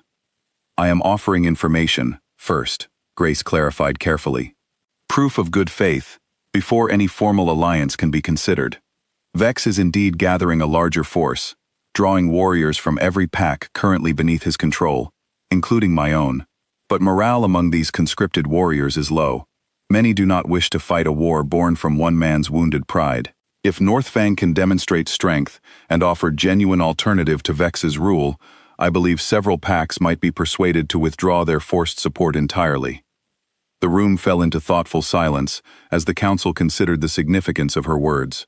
Alara studied Grace carefully, recognizing in her weathered but determined expression the same exhausted resilience she had witnessed in her own reflection during the early days of her recovery. What would you need from us to make such a withdrawal possible? Kaelin asked finally. Protection, Grace said simply. If Ashwood and other subservient packs turn against Vex, we will face brutal retaliation should his forces prove victorious. We need assurance that Northfang and its allies will stand with us, not simply use our defection as a momentary advantage before abandoning us to face consequences alone. Kaelin exchanged a glance with Gareth and Nathaniel before nodding firmly. You have my word, formally given before witnesses. Should Ashwood and any allied packs choose to withdraw support from Vex, Northfang will extend full protection and alliance in return. Grace's shoulders relaxed slightly, relief evident beneath her carefully maintained composure. Then I will carry this word back to my people, and to others who share our position. It will take time to coordinate safely, without alerting Vex to the growing dissent within his ranks. But I believe, given proper patience, his forces may prove significantly weaker than he currently believes. As Grace departed the following morning, carrying with her both the promise of alliance and the quiet hope of a fracturing enemy, Alara felt something shift within the broader conflict, hope blooming where only grim determination had existed before. Vex's power, built entirely upon fear and forced loyalty, was proving far more fragile than the tyrant himself likely understood. This could change everything, Alara said that evening, sharing the day's developments with Kaelin as they sat together in his study. It could, Kaelin agreed cautiously, though we must proceed carefully. If Vex discovers this growing dissent before it fully materializes, he may retaliate with brutal force against those he suspects of disloyalty. Then we help protect them, Alara said firmly, however we can. Kaelin studied her with quiet admiration, watching the transformation that had occurred within her since that first frightened night in the snow. You continue to surprise me, he said softly. Even now, facing the very man who destroyed everything you once knew, your first instinct remains protecting others rather than simply securing your own safety. I learned that from watching you, Alara said simply. From the moment you carried me through that storm, refusing to let me go despite the risk to yourself.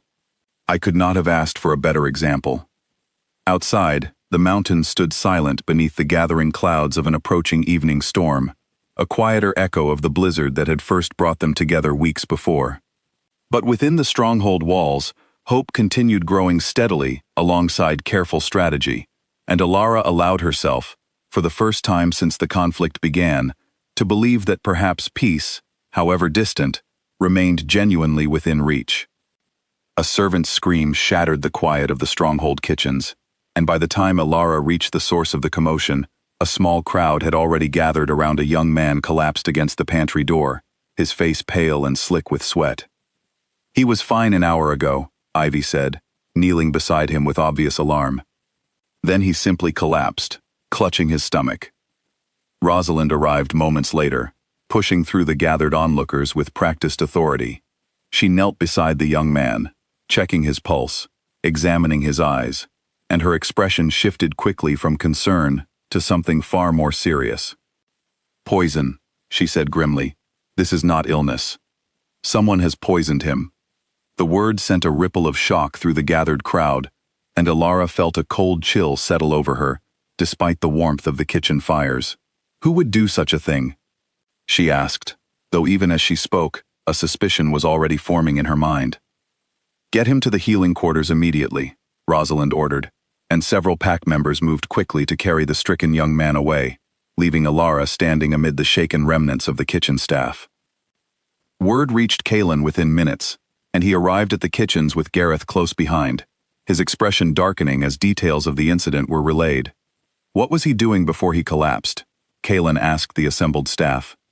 Preparing the evening meal, one of the cooks answered nervously. Same as always. Has anyone unfamiliar been in the kitchens recently? Gareth pressed. New staff? Visitors? Anyone who should not have had access to the food stores? The cooks exchanged uncertain glances, and finally, a young woman spoke hesitantly. There was a new helper, started 3 days ago. Said he came recommended from one of the southern villages seeking work. I did not think to question it further. Where is he now? Kalen demanded. A quick search revealed the truth Kalen had already suspected. The new kitchen helper had vanished, his quarters left hastily abandoned, any trace of his true identity carefully erased. Vex's spy, Gareth said grimly, once the council had gathered to discuss the incident. Planted within our walls, likely tasked with poisoning food stores, or perhaps something far more targeted.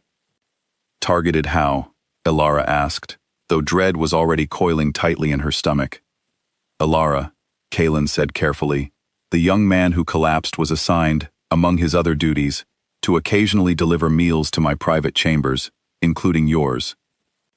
The implication settled heavily over the room. Whoever Vex had planted within the stronghold had likely been attempting to poison food intended specifically for Alara, and the young kitchen worker had simply fallen victim to sampling something meant for someone else. He was trying to kill me, Alara said quietly, the reality of the assassination attempt settling into her bones with cold clarity.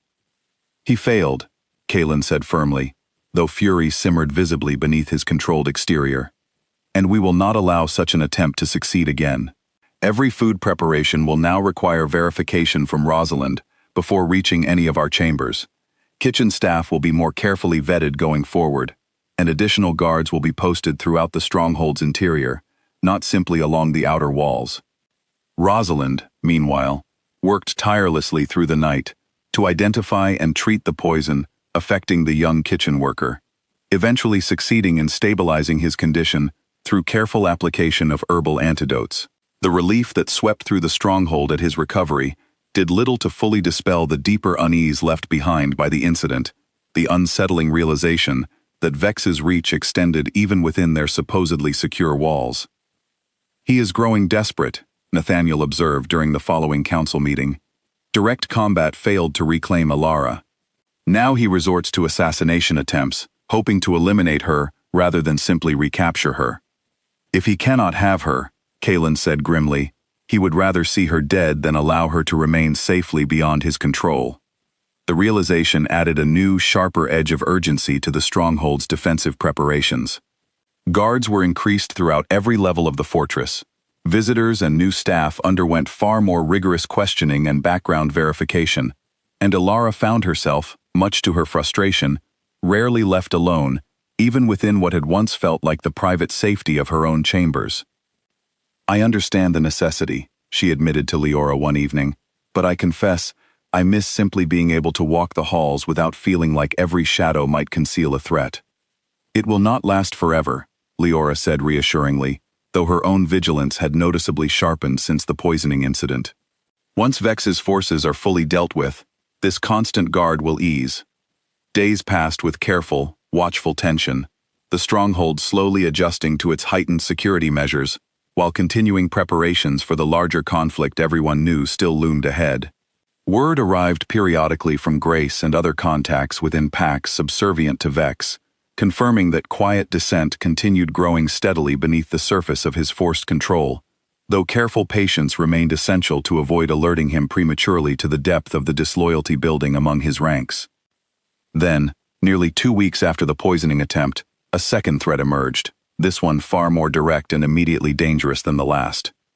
Alara had taken to walking the stronghold's eastern garden in the early morning hours, finding the quiet solitude helpful for clearing her mind before the day's activities began. Though guards remained posted at a respectful distance, the garden itself, enclosed by high stone walls, had always felt sufficiently secure for such brief moments of peace. On this particular morning, however, as she knelt beside a patch of winter herbs, examining the frost-delicate patterns clinging to their leaves. A subtle shift in the air behind her sent instinctive alarm racing through her body. She turned quickly and found a figure she did not recognize, standing far closer than any innocent presence should have allowed, a curved blade glinting in his hand.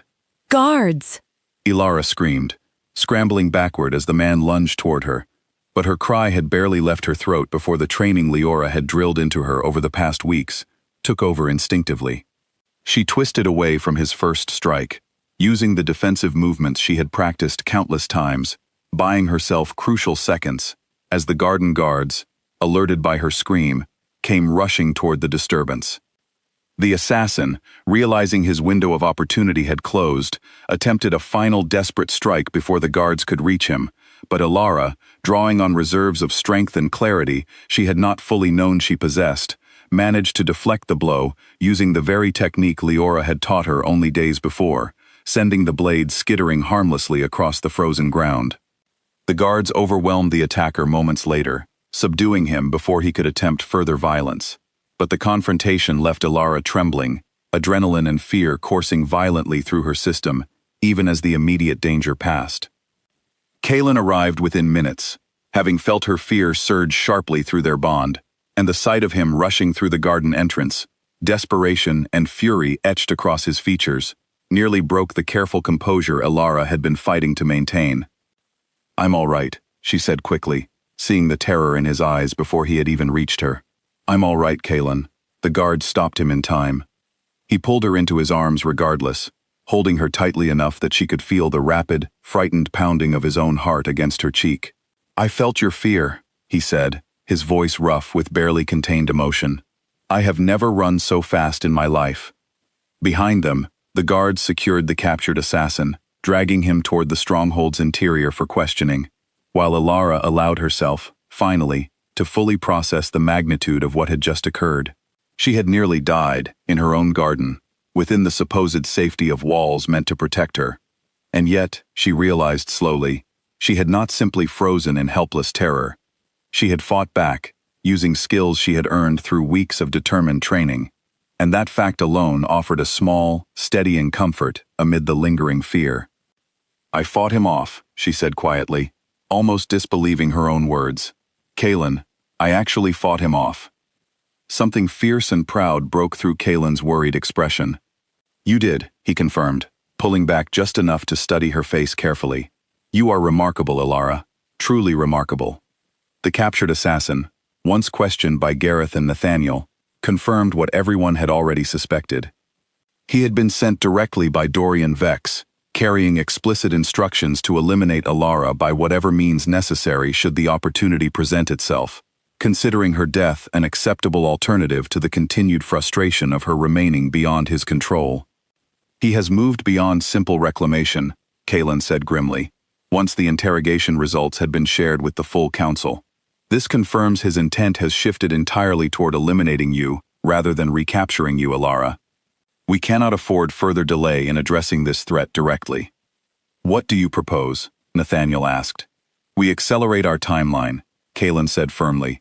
"Grace and the dissenting packs need to know that further delay only increases risk, both to Ilara and to the broader conflict.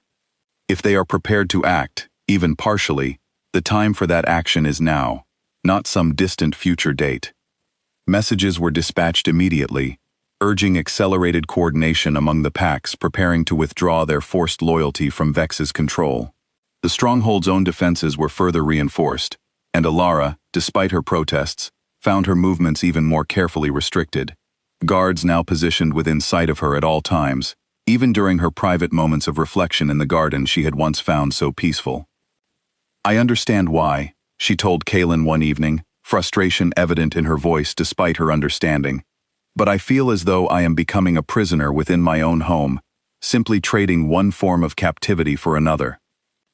"I know," Kaelin said gently, drawing her close, "and I am sorry for it, but I would rather you feel confined and safe than free and in danger.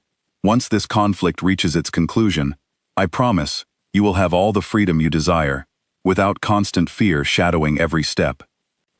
Ilara leaned into his embrace, drawing comfort from his steady presence, even as frustration and fear continued warring within her.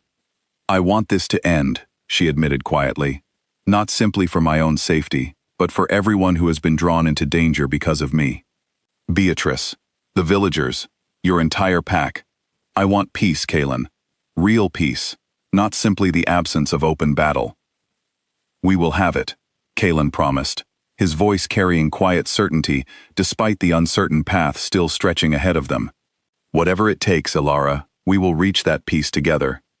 As the days continued passing beneath the shadow of heightened threat, word finally arrived that shifted the balance of the growing conflict in a way none of them had fully anticipated.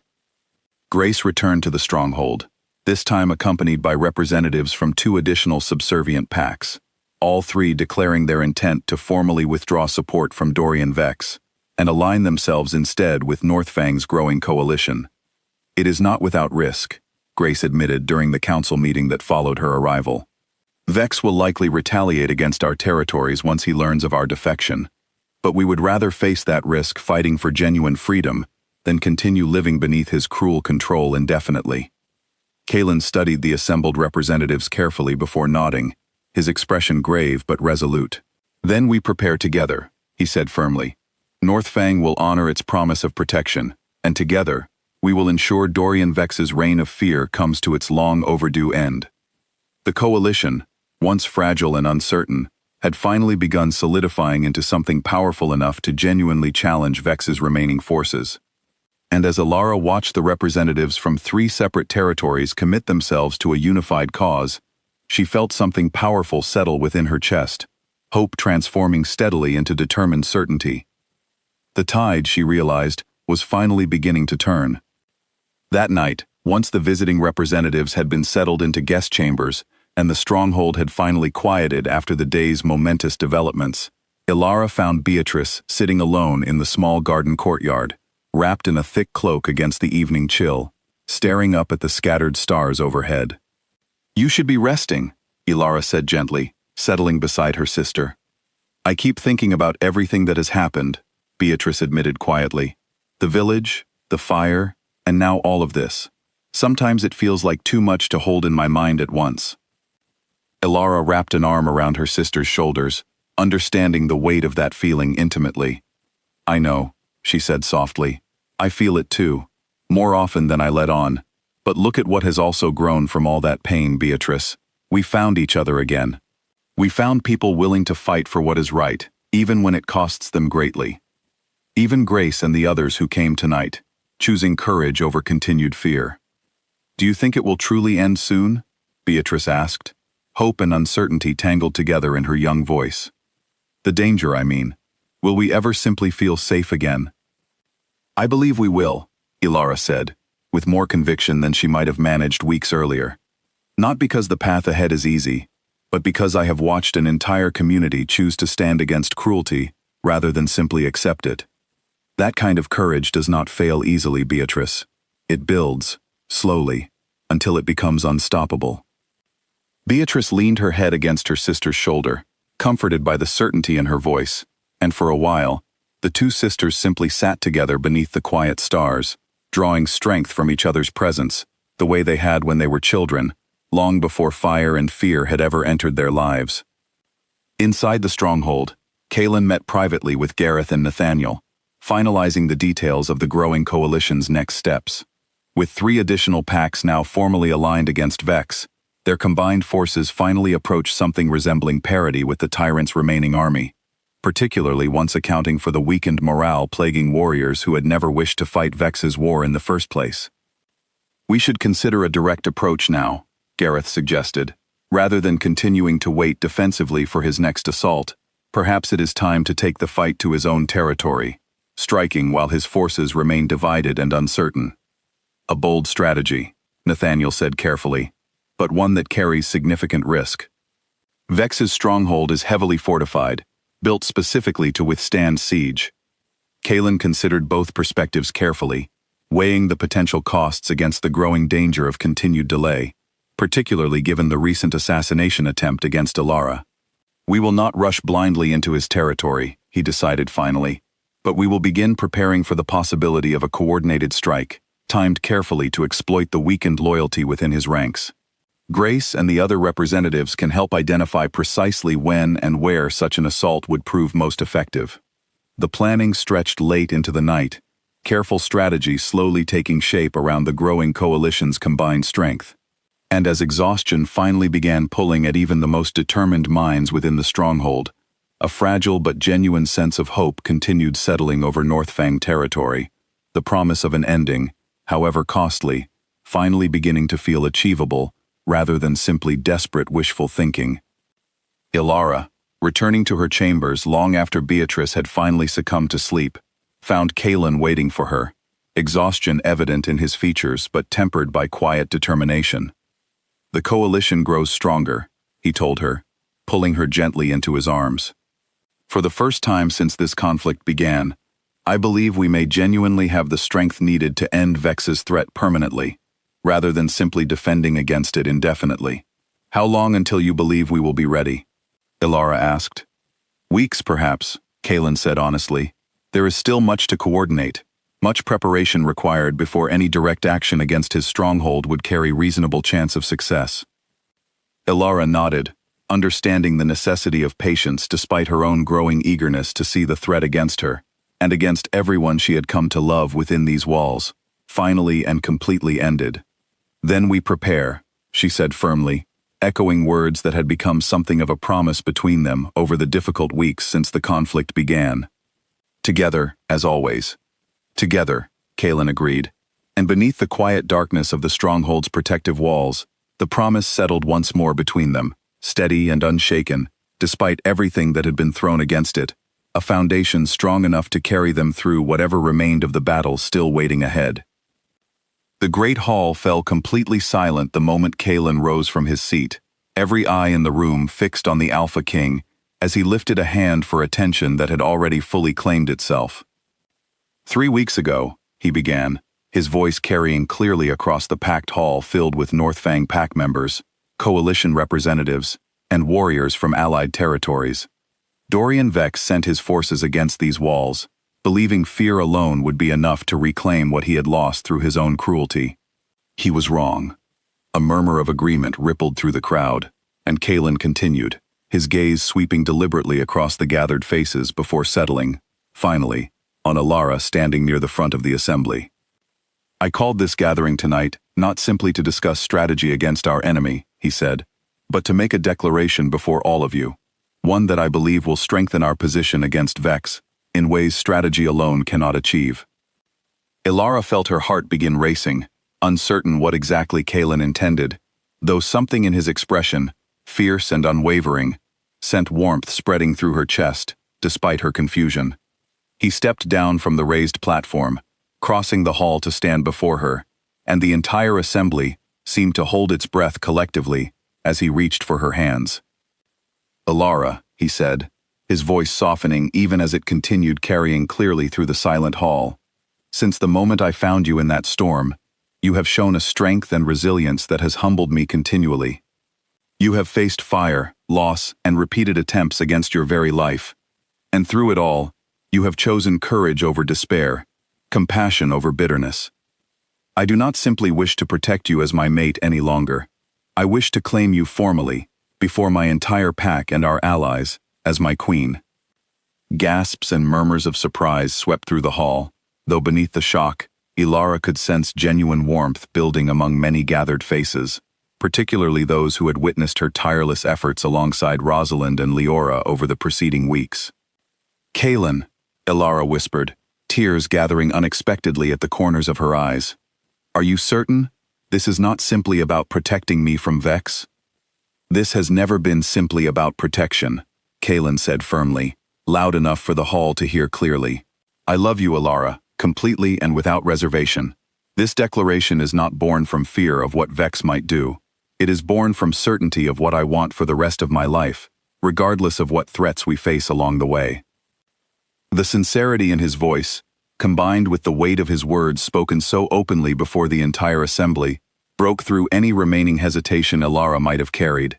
"Then yes," she said, her voice trembling with emotion, but carrying clearly through the silent hall.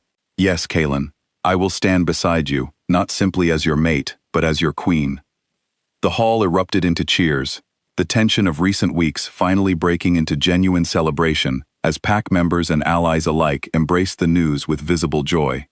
Nathaniel stepped forward, his weathered face carrying an expression of quiet approval as he addressed the crowd formally.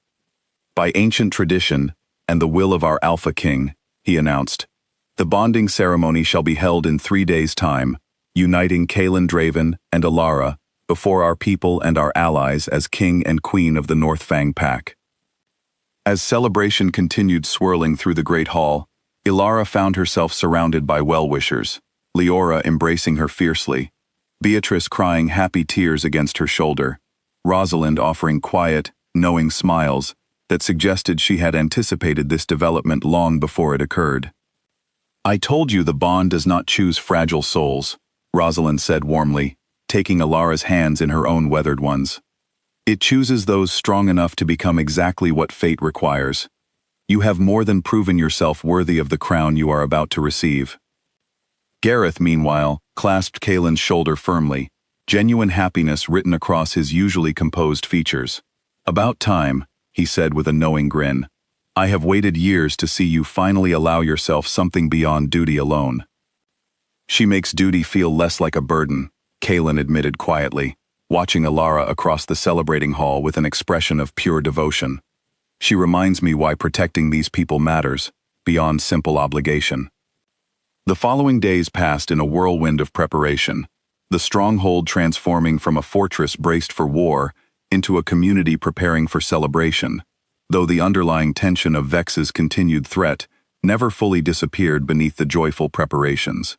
Alara found herself swept into countless details, Ivy and several other pack members assisting with preparations for the ceremony itself, while council meetings regarding coalition strategy continued alongside the joyful planning.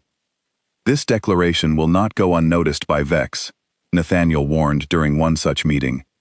Once word reaches him that you have formally claimed Alara as queen, completing an ancient bonding ritual recognized across every pack territory, his legal claim over her becomes entirely void, beyond dispute.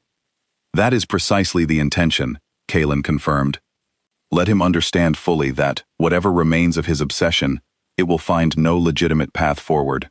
The bond will be complete, undeniable, and protected by every tradition our people hold sacred.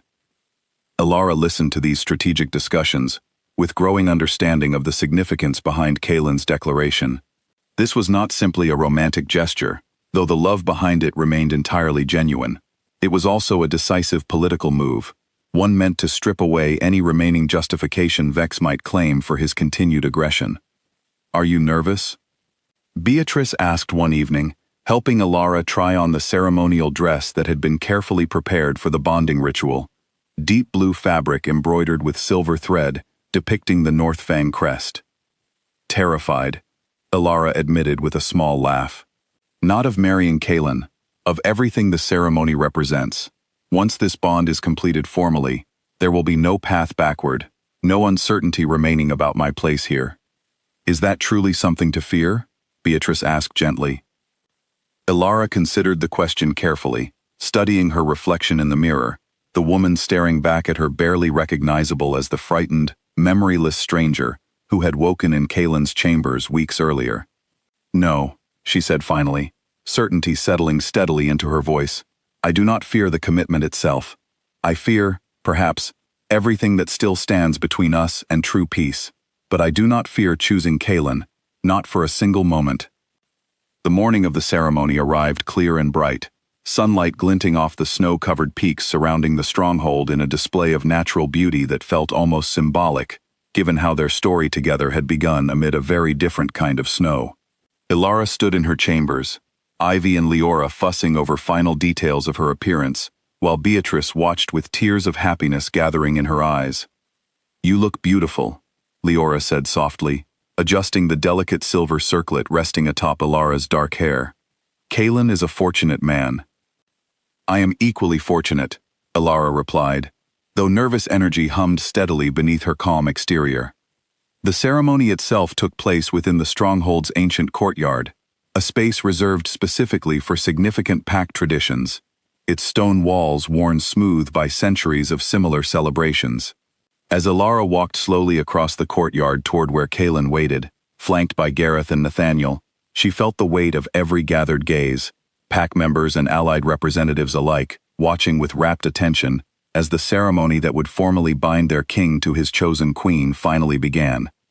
Kaelin's expression, as she approached, held nothing but open, unguarded devotion, and any remaining nervousness Alara carried melted away beneath the certainty reflected in his eyes.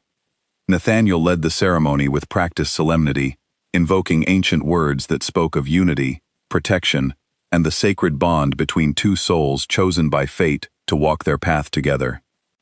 Do you, Kaelin Draven, Alpha King of the Northfang Pack, accept Alara as your true mate and queen, promising to protect, honor, and cherish her for as long as you both shall live?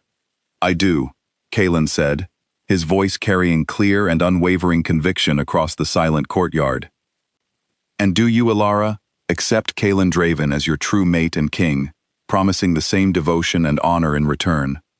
I do, Alara replied, her own voice steady despite the emotion building within her chest.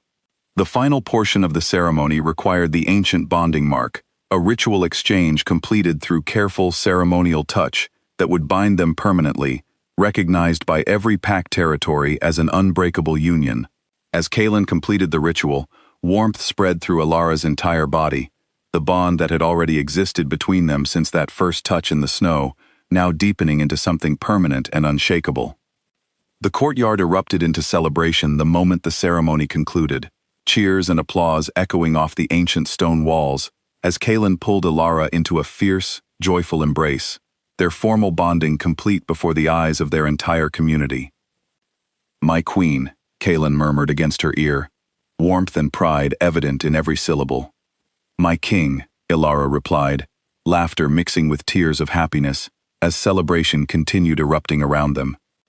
The feast that followed stretched long into the evening, music and laughter filling the great hall as the entire stronghold, along with visiting allies and coalition representatives, celebrated the formal union of their king and new queen. For those brief, precious hours, the looming shadow of Dorian Vex's continued threat faded into the background, replaced by genuine, unrestrained joy. Alara danced with Kaelin beneath the flickering torchlight, spun through the arms of well-wishers offering congratulations, and shared tearful embraces with Beatrice, Leora, and Rosalind, each moment settling deeper into her heart, as confirmation that despite everything she had lost, she had found something extraordinary in its place. I never imagined, she admitted to Kaelin during a quiet moment amid the celebration, that a night I nearly died in the snow would lead to this, to finding not simply safety, but genuine belonging. Fate has strange ways of finding its path, Kaelin replied, pressing a gentle kiss to her forehead. But I am endlessly grateful it led you to me, whatever storm was required to bring us together. As the celebration finally began winding down late into the night, exhausted but joyful guests slowly retiring to their chambers, Kaelin led Alara away from the great hall, toward the private balcony overlooking the mountains where their story had, in many ways, truly begun. Thank you, Alara said softly, leaning against him as they watched moonlight paint silver patterns across the snow-covered peaks, for choosing me, not simply because of fate, but because you truly wanted this. I would choose you in every lifetime, Kaelin said firmly, wrapping his arms securely around her. Whatever storms come, Alara, we face them now, as one, bound not simply by ancient tradition, but by a love I intend to prove, every single day, for the rest of our lives. Far beyond the celebrating stronghold, news of the completed bonding ceremony traveled quickly through allied territories, and, inevitably, toward Shadowpack lands as well. When the report finally reached Dorian Vex, delivered cautiously by a messenger who feared the tyrant's reaction, his fury exploded with a violence that sent lesser warriors scrambling for safety. She is bound to him now, the messenger reported carefully. Formally, permanently, recognized before every pack territory, the claim you once held is entirely void. Vex's hand slammed against the stone table before him, with enough force to crack the surface, his eyes blazing with a rage that had, over recent weeks, grown increasingly unstable. Then there is no path left but complete destruction, he said, his voice dangerously quiet despite the violence simmering just beneath the surface. If I cannot reclaim what was promised to me, I will ensure that everything the Northfang King holds dear burns to ash, exactly as her precious village once did. The declaration sent through his stronghold a fresh wave of dread among warriors, already weary of their tyrant's escalating obsession, though few dared voice such concerns openly, fear of Vex's wrath keeping dissent carefully hidden behind carefully composed expressions. But within Ashwood territory, and among other packs quietly aligned with Grace's growing resistance, word of Vex's furious declaration only strengthened their resolve. The stage, both sides now understood clearly, had been fully set for the final, decisive confrontation still waiting on the horizon. 3 days after the celebration had finally settled into memory, Grace returned once more to the stronghold, this time with an urgency that immediately drew the full council into session. Her expression, usually composed despite the difficult circumstances of her defection, carried visible strain as she delivered news of Vex's furious reaction to the bonding ceremony. He has ordered every remaining loyal pack to prepare for immediate mobilization, Grace reported grimly. Word within his stronghold suggests he intends to abandon any pretense of legal claim entirely, focusing instead on complete destruction of Northfang territory as retaliation for what he considers a personal humiliation. How much time do we have before he moves? Kaelin asked, his earlier joy from the celebration hardening quickly into strategic focus. Difficult to say precisely, Grace admitted, but given the intensity of his fury, I would not expect him to wait long. Perhaps 2 weeks, possibly less. The council fell into intense discussion, weighing the various strategic options available, given this accelerated timeline. Gareth pressed once more for a proactive strike against Vex's stronghold, arguing that the growing coalition's combined strength, now bolstered by 3 additional packs, and Grace's continued intelligence, offered a genuine opportunity to end the conflict decisively, rather than simply continuing to defend against repeated assaults. If we strike first, before he can fully mobilize his remaining loyal forces, Gareth argued, we take advantage of the very dissent and weakened morale we have spent weeks cultivating within his ranks. It remains a significant risk, Nathaniel cautioned, though his objection carried less conviction than it had during earlier discussions. But I confess, given Vex's clear intention toward total destruction, rather than measured conflict, where continued defensive waiting may prove equally dangerous. Kaelin listened carefully to both perspectives, his gaze occasionally drifting toward Alara, seated quietly among the council members, her expression thoughtful as she absorbed the strategic discussion unfolding around her. Alara, he said finally, you know Vex's territory and methods better than anyone within these walls. What is your assessment? Alara considered the question carefully before responding, drawing on fragmented memories from her time before the fire, careful strategic details she had shared piece by piece with the council over recent weeks. His stronghold relies heavily on the loyalty of conscripted warriors from subservient packs, she said slowly. With Ashwood and the others now aligned against him, his remaining forces are smaller and less reliable than he likely wants to admit, even to himself. If we strike now, before he can replace that lost loyalty through intimidation or new conquest, we face him at his weakest. Then we prepare for a coordinated strike, Kaelin decided firmly, the weight of the decision settling visibly across his shoulders, even as certainty steadied his voice. Grace, can your contacts within the remaining subservient packs provide intelligence regarding the specific layout and defenses of his stronghold? I believe so, Grace confirmed. Several among us have direct knowledge of the fortress, having served within its walls before choosing defection. The following days transformed once more into intensive preparation, though this time the focus shifted from purely defensive measures toward active planning for an assault against Shadow Pact territory itself.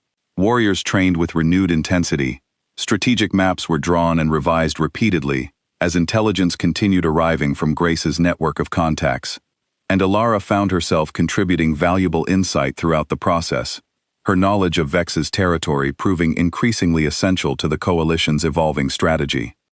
Despite the seriousness of the preparations, Alara found unexpected moments of peace woven throughout the tense days, small pockets of normalcy that reminded her of everything worth protecting amid the looming conflict. She spent quiet mornings with Beatrice, continuing their shared training sessions that had grown from simple necessity into genuine bonding between sisters, rebuilding their relationship after years of assumed loss. She shared quiet evenings with Kaylin, their bond deepening steadily beyond the formal ceremony that had united them, into something built through countless small moments of shared vulnerability and trust. "I keep thinking about what happens after," Ilara admitted one evening, sitting with Kaylin in the quiet privacy of their shared chambers. "After Vex is finally defeated, assuming we succeed, what does peace actually look like, after everything that has happened?" "It looks like whatever we choose to build together," Kaylin replied thoughtfully.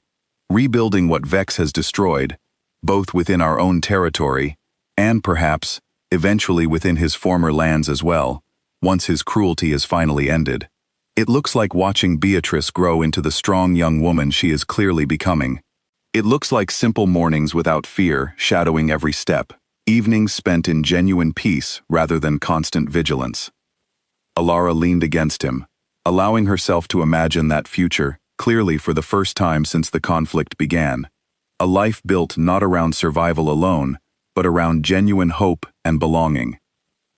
"I want that," she said softly, "more than I have wanted anything in longer than I can remember." "Then we will fight for it," Kaylin said firmly, "and we will win it, together, as we have faced everything else." As the days continued counting down toward the planned coalition strike, tension within the stronghold remained high, but beneath that tension, something steady and hopeful continued growing as well.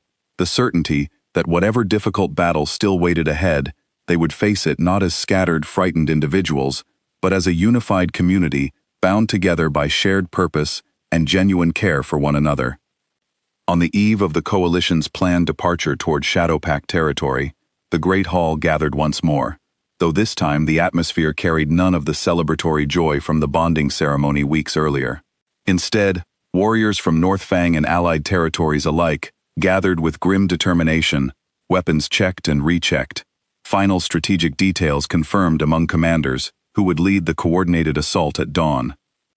Kaylin addressed the assembled warriors with quiet, steady conviction, his words carrying not simply strategic instruction, but genuine acknowledgement of the sacrifice each warrior present had chosen to undertake. "Tomorrow, we do not simply fight for North Fang's survival," he said, his voice carrying clearly through the silent hall. "We fight for every village Dorian Vex has burned, every family he has torn apart through cruelty and forced control. We fight so that no other woman must ever run through a storm, alone and terrified, simply to escape a tyrant's twisted claim over her life."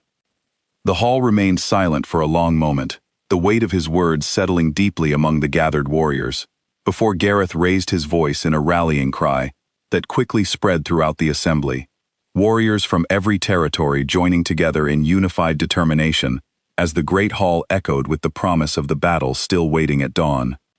Ilara stood beside Kaylin throughout the gathering, her own resolve steady despite the fear still lingering beneath her calm exterior.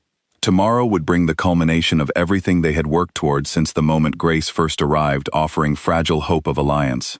Tomorrow, one way or another, the shadow that had followed her since that first terrifying night in the snow would finally be confronted directly, its outcome determining not simply her own fate, but the fate of everyone who had chosen to stand alongside her against Vex's cruelty.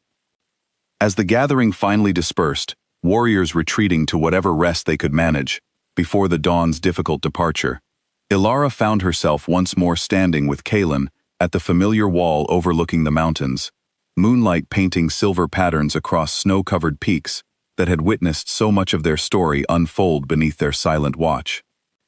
"Whatever happens tomorrow," Kaylin said quietly, turning to face her fully, "I need you to know that these past weeks with you have been the greatest gift of my entire life. Regardless of what challenges still wait ahead, I do not regret a single moment of the path that led us here." "Nor do I," Ilara replied, her voice steady despite the tears gathering unexpectedly in her eyes. "Whatever tomorrow brings, Kaylin, I am grateful, endlessly grateful, that fate guided me to that storm, and to you." They remained together at the wall, long into the night, drawing quiet strength from each other's presence, before finally returning to the warmth of their chambers, ready, as much as anyone could ever truly be ready, for whatever the dawn would bring. A hand clamped over Alara's mouth in the darkness, and before she could even process the danger, she was being dragged backward, away from the torch-lit corridor, toward the shadowed servants' passage beyond. She fought instinctively, driving her elbow backward with all the force Leora's training had taught her, but her attacker anticipated the movement, twisting her arm painfully behind her back instead. Panic surged through her chest as she recognized, with growing horror, the familiar voice hissing against her ear. "Do not scream," the voice warned, "or I will make certain you never see your precious king again." Ilara's blood ran cold as she recognized the voice belonging to Colin, one of the very guards who had accompanied Kaelin the night he found her in the storm, a man she had trusted implicitly for weeks as part of the Stronghold's inner circle. "Why?" she managed to gasp against his restraining hand. "Because loyalty is not always what it appears," Colin said grimly, dragging her deeper into the shadowed passage.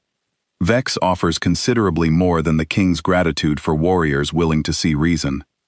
The betrayal cut through Ilara's fear with sharp, disbelieving clarity. Colin had been present since the very beginning, trusted enough to guard the northern border, present at her recovery, seemingly loyal throughout the weeks of preparation and conflict. And yet here he was, revealed as exactly the kind of traitor the council had feared, but never fully suspected among their inner ranks. She had only moments before the departure ceremony was scheduled to begin, the entire coalition preparing to march toward Shadowpact territory at dawn's first light. If Colin succeeded in taking her now, in the chaos of final preparations, it would be hours before anyone realized she was missing. Ilara forced herself to think clearly despite the panic clawing at her chest, remembering every lesson Leora had drilled into her over the preceding weeks. Colin's grip, while strong, had shifted slightly as he navigated the narrow passage, distracted momentarily by the need to guide them both through the darkness. It was the opening she needed. She drove her heel down hard against his instep, and when his grip loosened involuntarily from the sudden pain, she twisted free enough to drive her elbow into his ribs with every ounce of strength she possessed. Colin grunted, stumbling backward, and Ilara did not hesitate, screaming at the top of her lungs as she scrambled away from him toward the main corridor. Guards, betrayal. Her scream echoed through the Stronghold's stone halls, and within seconds, the sound of rushing footsteps and drawn weapons filled the passage as guards responded to her desperate cry. Colin, recognizing his opportunity had collapsed entirely, made a final desperate lunge toward her, but Kaelin arrived at that exact moment, having felt Ilara's terror surge violently through their bond, and the fury that crossed his features as he witnessed Colin's attempted assault sent the traitor stumbling backward in genuine fear. "You," Kaelin snarled, placing himself protectively between Colin and Ilara, his entire body coiled with barely restrained violence. "You dare betray this pack, betray your own sworn oath, for whatever coin Vex has offered?" Colin, cornered now by advancing guards with nowhere left to flee, straightened with the desperate defiance of a man who had already accepted his fate, had turned against him. "You do not understand what he offered," Colin said bitterly. "Land, freedom from this endless conflict. All I had to do was ensure his prize was delivered before your foolish coalition marched to their deaths tomorrow." "You believed we would simply fail?" Gareth demanded, arriving alongside several additional guards to secure the traitor fully. "I believed," Colin said, his voice hardening with conviction, even as guards moved to restrain him, "that Vex's forces remain stronger than your council wishes to admit. I did not wish to die for a war I never believed we could win." "Then you should have simply left," Kaelin said coldly, "rather than betraying everyone who trusted you enough to call you brother in arms." As guards led the captured traitor away toward secure confinement, the full weight of the betrayal settled heavily over those who had witnessed the confrontation. Ilara, still trembling from the attempted abduction, found herself pulled immediately into Kaelin's arms, his relief and lingering fury evident in the fierce, protective way he held her. "Are you hurt?" he asked urgently, pulling back just enough to study her carefully for any sign of injury. "Shaken," Ilara admitted, "but unharmed. Leora's training saved me tonight." Kaelin's jaw tightened with barely controlled emotion, as the reality of how close he had come to losing her, mere hours before the coalition's planned departure, fully settled over him. "I should have recognized the danger sooner," he said quietly. Colin had access to information he should never have possessed if he was truly loyal. "You could not have known," Elara said gently, though her own thoughts had already turned toward the broader implications of the betrayal. "But Kaelin, if he had access to our strategic plans, Vex may already know the details of tomorrow's assault." The realization struck the gathered council with immediate, sobering weight. If Colin had indeed been feeding information to Vex, the carefully coordinated strike planned for dawn might already be compromised. Vex potentially prepared and waiting for exactly the assault the coalition had spent weeks planning. An emergency council session convened immediately, Colin's interrogation yielding grim confirmation of exactly how much damage his betrayal had caused.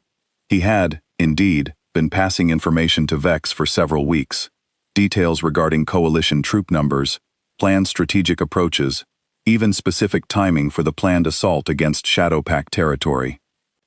"We cannot proceed with the original plan," Nathaniel said grimly, once the extent of the betrayal had been fully assessed. "If Vex knows our timeline and strategic approach, marching forward unchanged would be marching directly into a prepared trap." "Then we adapt," Kaelin said firmly, though the exhaustion of the sudden crisis was evident beneath his controlled exterior. "Gareth, how quickly can we revise our approach given what Colin has likely already revealed?" The council worked through the remaining hours of darkness, hastily revising strategic plans, adjusting timing, and troop movements in an effort to salvage the coalition's chance at a successful assault, despite the significant setback of the discovered betrayal. Grace, summoned urgently to assist, provided crucial insight regarding which specific details Colin likely would have known versus information that remained secure, helping the exhausted council craft a modified strategy that retained at least some element of surprise, despite the compromised original plan. "We shift the primary assault point," Gareth suggested, studying the revised strategic map spread across the council table. "If Colin revealed our intended approach through the eastern pass, we redirect the main force through the southern route instead, using the eastern approach only as a smaller diversionary force." "It will require faster coordination than originally planned," Nathaniel cautioned, "but it may be our best option given the circumstances." Kaelin studied the revised strategy carefully before nodding, his exhaustion giving way to renewed determination despite the setback. "We proceed with this modification, Elara," he said, turning to where she sat quietly among the council, still processing the shock of the evening's events. "I want additional guards assigned to you throughout the coming battle, regardless of the outcome. Colin's betrayal proves Vex will pursue any avenue available to reclaim or eliminate you, even amid the chaos of open conflict." "I understand," Elara said, though frustration at her continued restriction warred with genuine understanding of the necessity behind it. As dawn finally began breaking over the mountains, the coalition forces gathered once more in the courtyard, this time carrying the added weight of the previous night's betrayal, alongside the already significant burden of the battle awaiting them. Kaelin addressed the assembled warriors briefly, acknowledging the setback without dwelling on it, emphasizing instead the continued strength of their unified cause despite Colin's treachery. "Betrayal reveals weakness in individual character," he said firmly, his voice carrying clearly across the gathered warriors. "Not weakness in the cause we fight for together. Dorian Vex may know more of our original plan than we would wish, but he does not know the true strength of what unites us. That strength, forged through weeks of shared sacrifice and genuine trust, remains entirely our own." The warriors responded with renewed determination, the earlier uncertainty following Colin's betrayal giving way once more to unified resolve as final preparations were completed and the coalition forces began their march toward Shadowpact territory. Elara watched from the stronghold walls as Kaelin led the assembled warriors through the gates, her heart heavy with worry despite her understanding of the strategic necessity behind his leadership at the front of the advancing coalition. "He will return to you," Leora said quietly, joining her at the wall as the departing forces gradually disappeared into the distant tree line. "He always finds his way back, especially now, with everything he has to return for."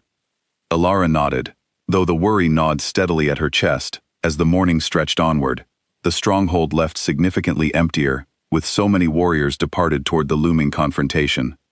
She busied herself alongside Rosalind, preparing the healing quarters once more for the wounded, who would inevitably return from whatever battle unfolded beyond the eastern mountains. Grateful for the distraction, even as fear for Kaylin's safety remained a constant undercurrent beneath her focused efforts. Colin, meanwhile, remained confined within the stronghold's secure holding cells, his fate to be determined once the coalition's assault against Vex reached its conclusion. Nathaniel, tasked with overseeing the stronghold's remaining defenses during Kaylin's absence, visited the traitor briefly, seeking aid. "Whatever you tell us now will not change the judgment awaiting you," Nathaniel said grimly, studying the captured guard through the bars of his confinement. "But cooperation may prove the difference between many lives lost or saved in the coming battle." Colin, stripped of his earlier defiance by the reality of his captured circumstance, finally revealed additional details regarding Vex's remaining defenses and the specific loyalty concerns plaguing his forces. Information that, once relayed urgently to the departed coalition through swift messenger, would prove crucial in the battle rapidly approaching beyond the eastern mountains. As the day stretched onward, tension within the stronghold remained thick and constant, every soul who remained behind acutely aware that the coming hours would determine not simply the outcome of a single battle, but the entire future of the fragile peace they had all worked so desperately to build. Elara found herself repeatedly drawn toward the outer walls, staring toward the distant mountains, where Kaylin and the coalition forces had disappeared, praying silently that whatever unfolded beyond her sight would end in victory rather than devastating loss. The sun began its slow descent toward evening, painting the sky in familiar shades of orange and violet, and still no word arrived from the distant battle. Elara stood at the wall, Beatrice beside her, both sisters holding tightly to each other's hands as the uncertain hours continued stretching onward, the fate of everyone they loved hanging precariously in the balance of a conflict unfolding far beyond their sight.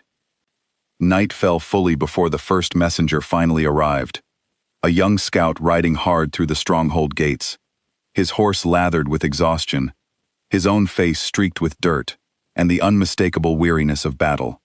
Elara rushed toward him the moment his arrival was announced, her heart pounding with desperate hope and fear tangled together.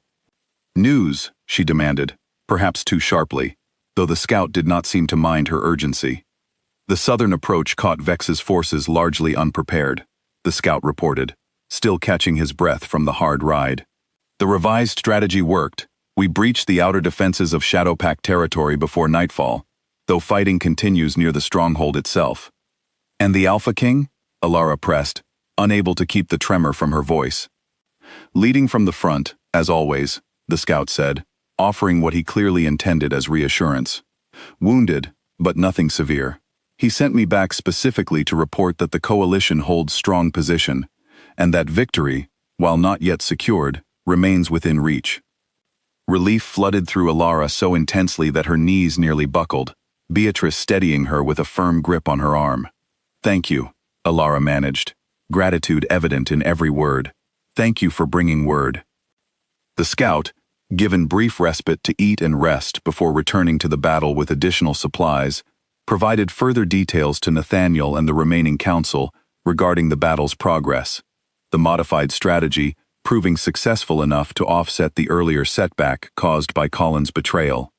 The southern approach, unexpected by Vex's forces, had allowed the coalition to gain crucial ground before the tyrant could fully mobilize his remaining warriors in defense.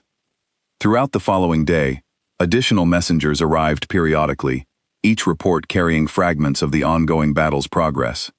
The coalition, despite fierce resistance, continued pressing steadily toward Vex's central stronghold, aided significantly by the earlier defections Grace had helped coordinate, warriors from Ashwood and other formerly subservient packs actively working now to undermine Vex's remaining defenses from within. Elara spent the anxious hours alternating between assisting Rosalind's continued preparation of the healing quarters and standing vigil at the outer walls, watching the distant horizon for any sign of the battle's outcome. Beatrice remained close beside her throughout, the two sisters drawing quiet strength from each other's presence as the uncertain hours continued stretching into a second full day of conflict. "I keep thinking of everything he told me," Alara admitted to Beatrice during one particularly difficult stretch of waiting. "About facing whatever comes together. It feels strange, standing here unable to do anything but wait, when everything within me wants to be there beside him." "You are doing something," Beatrice reminded her gently. "You are preparing to heal whoever returns wounded. You are holding this stronghold together through your own steady presence, the same way you have held me together since we found each other again. That matters too, Alara, even if it does not feel like enough." Alara squeezed her sister's hand gratefully, drawing comfort from the reminder, even as worry continued gnawing steadily beneath her composed exterior. The second night of waiting passed with agonizing slowness, sleep proving nearly impossible, despite the exhaustion weighing heavily on everyone who remained behind within the stronghold's walls.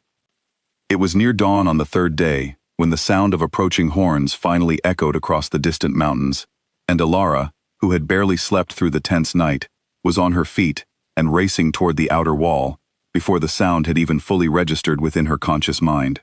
She reached the wall just as the first returning warriors became visible along the distant tree line, and her breath caught painfully in her throat as she scanned desperately for any sign of Kalen among the approaching figures.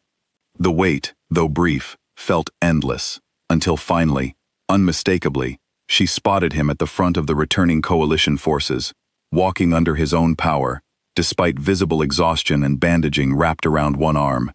Relief crashed through her with such overwhelming force that tears began falling before she had even fully processed the emotion, and she was already moving toward the gates, unable to wait a single moment longer than necessary to confirm with her own eyes that he had truly survived.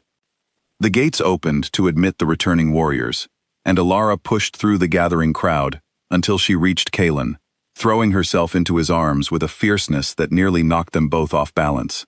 He caught her easily despite his exhaustion, holding her tightly against his chest, as relief and lingering adrenaline from the battle finally began settling into something resembling peace. "You came back," she whispered against his shoulder, tears still falling freely. "I promised I always would," Kalen murmured, pressing a fierce kiss against her hair. Around them, the returning coalition forces continued streaming through the gates, victorious, but visibly weary from days of intense conflict, and as Alara finally pulled back enough to study Kalen's face carefully, she saw both exhaustion and something else entirely, a grim but genuine satisfaction that suggested the battle, while costly, had ultimately proven successful. "Is it over?" she asked, almost afraid to hope the answer might truly be yes. "Nearly," Kalen said carefully. "Vex's stronghold has fallen. His remaining loyal forces have surrendered or fled, but Vex himself, his jaw tightened with remembered fury, escaped during the final confusion of battle, disappearing before we could capture him fully." The news tempered Alara's relief with renewed unease, the understanding that despite the significant victory achieved over the preceding days, the true threat behind their entire conflict remained, for now, still at large. But even amid that lingering uncertainty, the overwhelming reality of Kalen's safe return, and the coalition's decisive victory over Vex's forces, offered genuine, hard-earned hope that the long, difficult conflict had finally begun turning decisively in their favor. Smoke curled against the horizon 3 weeks after the fall of Vex's stronghold, and the sight of it sent Alara's heart plummeting the moment she spotted it from the outer wall. "That is coming from the southern villages," Leora said grimly, appearing beside her, already scanning the distant smoke with a warrior's practiced assessment. Vex. The realization struck with cold, immediate clarity.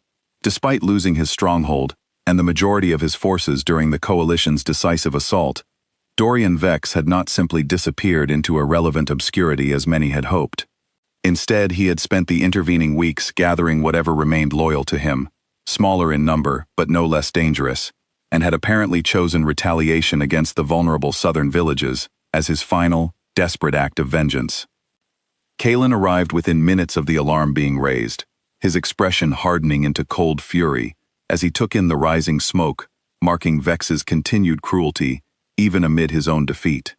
"Gareth," he called immediately, "gather what warriors remain within the stronghold.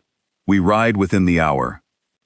"I am coming with you," Ilara said firmly, already moving toward where her own light armor and weapons had been prepared, following her extensive training over the preceding months. Ilara, Kalen started, though something in her expression stopped his immediate protest before it could fully form. I have trained for exactly this, she said steadily. I refuse to remain hidden within these walls, while people suffer because of a man whose obsession began with me. Let me help, Kalon. Truly help, not simply wait and worry, while others face the danger. Kalen studied her for a long moment, weighing his own protective instincts against the genuine strength and determination he had watched her cultivate over the difficult months since first finding her in the storm. Finally, he nodded, though worry remained evident beneath his controlled exterior. You stay close to me, and to Gareth. This is not negotiable. Agreed, Ilara said, relief and renewed determination settling steadily through her chest as she moved to join the assembling warriors. The ride toward the southern villages passed in tense, focused silence. Every warrior among the assembled group, acutely aware of the urgency behind their mission. Smoke continued rising steadily against the horizon as they approached, and by the time they reached the outskirts of the nearest village, the scene that greeted them confirmed their worst fears. Buildings burned, villagers fled in desperate confusion, and amid the chaos, Vex's remaining warriors moved with brutal efficiency, cutting down anyone who attempted resistance. Split into 3 groups, Kalen commanded immediately, his strategic focus taking hold despite the chaos surrounding them. Gareth, take the eastern approach and secure the villagers fleeing that direction. Leora, western flank. I will lead the central assault directly against Vex's remaining forces. The battle that followed unfolded with brutal, chaotic intensity, coalition warriors moving swiftly to counter Vex's remaining forces, while simultaneously working to ensure fleeing villagers reached safety beyond the burning buildings. Ilara remained close beside Kalen as promised, her training proving genuinely valuable as she helped guide frightened families toward safety, while remaining alert for any direct threat requiring more immediate defensive action. It was amid this chaos, as she helped an elderly villager and 2 young children toward the relative safety beyond the village's burning edge, that Ilara caught sight of a figure she recognized instantly, despite the passage of months and the transformation of fear into determined strength that had occurred within her since their last encounter. Dorian Vex stood amid the chaos of his own making, directing his remaining warriors with cold, calculated fury, and when his gaze swept across the battlefield and landed directly on Ilara, something twisted and violent crossed his sharp features. You, he snarled, already moving toward her with dangerous purpose, cutting down a coalition warrior who attempted to intercept his path without hesitation. After everything, you still stand against me. Ilara felt fear coil instinctively in her stomach, old trauma resurfacing at the sight of the man responsible for destroying her village and murdering countless innocent people. But beneath that fear, something steadier had taken firm root over the months since her escape, and she found herself standing her ground rather than fleeing, the elderly villager and children she had been protecting now safely beyond the immediate danger. I never stood against you, she said, her voice carrying steady, despite the danger approaching rapidly. You created this conflict entirely through your own cruelty, Dorian. Everything that has followed is simply the consequence of choices you made. Choices, Vex spat, closing the distance between them with dangerous speed.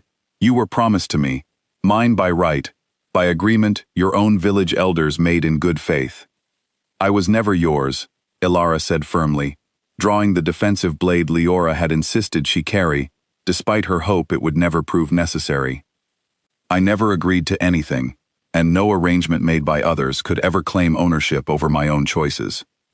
Vex's expression twisted further into something approaching madness, months of accumulated fury and humiliation finally reaching their breaking point. Then I will simply take what remains, he snarled, lunging toward her with brutal intent. Ilara moved instinctively, drawing on every lesson Leora had drilled into her over countless training sessions, deflecting his initial strike while simultaneously creating distance between them. Vex, larger and considerably more experienced in direct combat, pressed his advantage quickly, but Ilara's training, combined with months of growing confidence and determination, allowed her to avoid his most dangerous strikes, while searching desperately for any opening. Kalen, catching sight of the confrontation from across the chaotic battlefield, abandoned his current engagement immediately, cutting through the intervening chaos with desperate urgency to reach Elara before Vex's superior strength could overwhelm her defense. But even as he fought his way closer, Elara found herself facing the tyrant largely alone, every ounce of her training and accumulated strength tested against the desperate fury of a man who had lost everything and had nothing left to lose. "You will not win this," Vex snarled, driving her backward with a series of increasingly aggressive strikes. "Whatever strength you believe you have found, it cannot match years of experience." "Perhaps not alone," Elara admitted, deflecting another strike while continuing to search for any opportunity. "But I am not fighting simply for myself." The words carried more truth than perhaps even she fully understood in the moment. Every lesson learned, every scar earned through months of trauma and recovery, every ounce of love and support offered by Kalen, Beatrice, Leora, and the entire community that had welcomed her, all of it converging into the strength that allowed her to finally find the opening she desperately needed. As Vex overextended during his next aggressive strike, Elara twisted aside with precise timing, driving her blade into the vulnerable gap beneath his raised arm.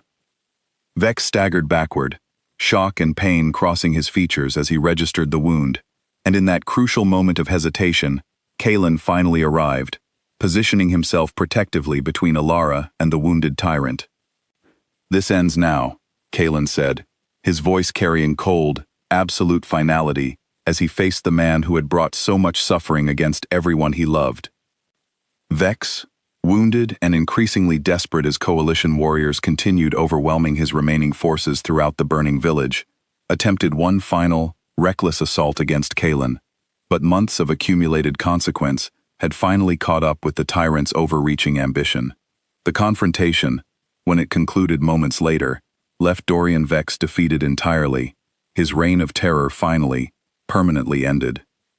As the immediate danger passed, coalition warriors moving swiftly to secure the remaining scattered forces still loyal to Vex's collapsed cause, Elara found herself standing amid the chaos of the burning village, adrenaline slowly fading to reveal the full weight of everything that had just occurred.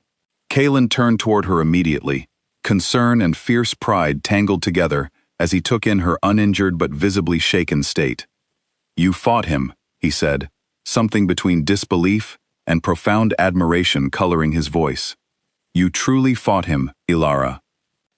"I had to," Elara said simply, though tears were beginning to gather at the corners of her eyes as the reality of the confrontation fully settled over her.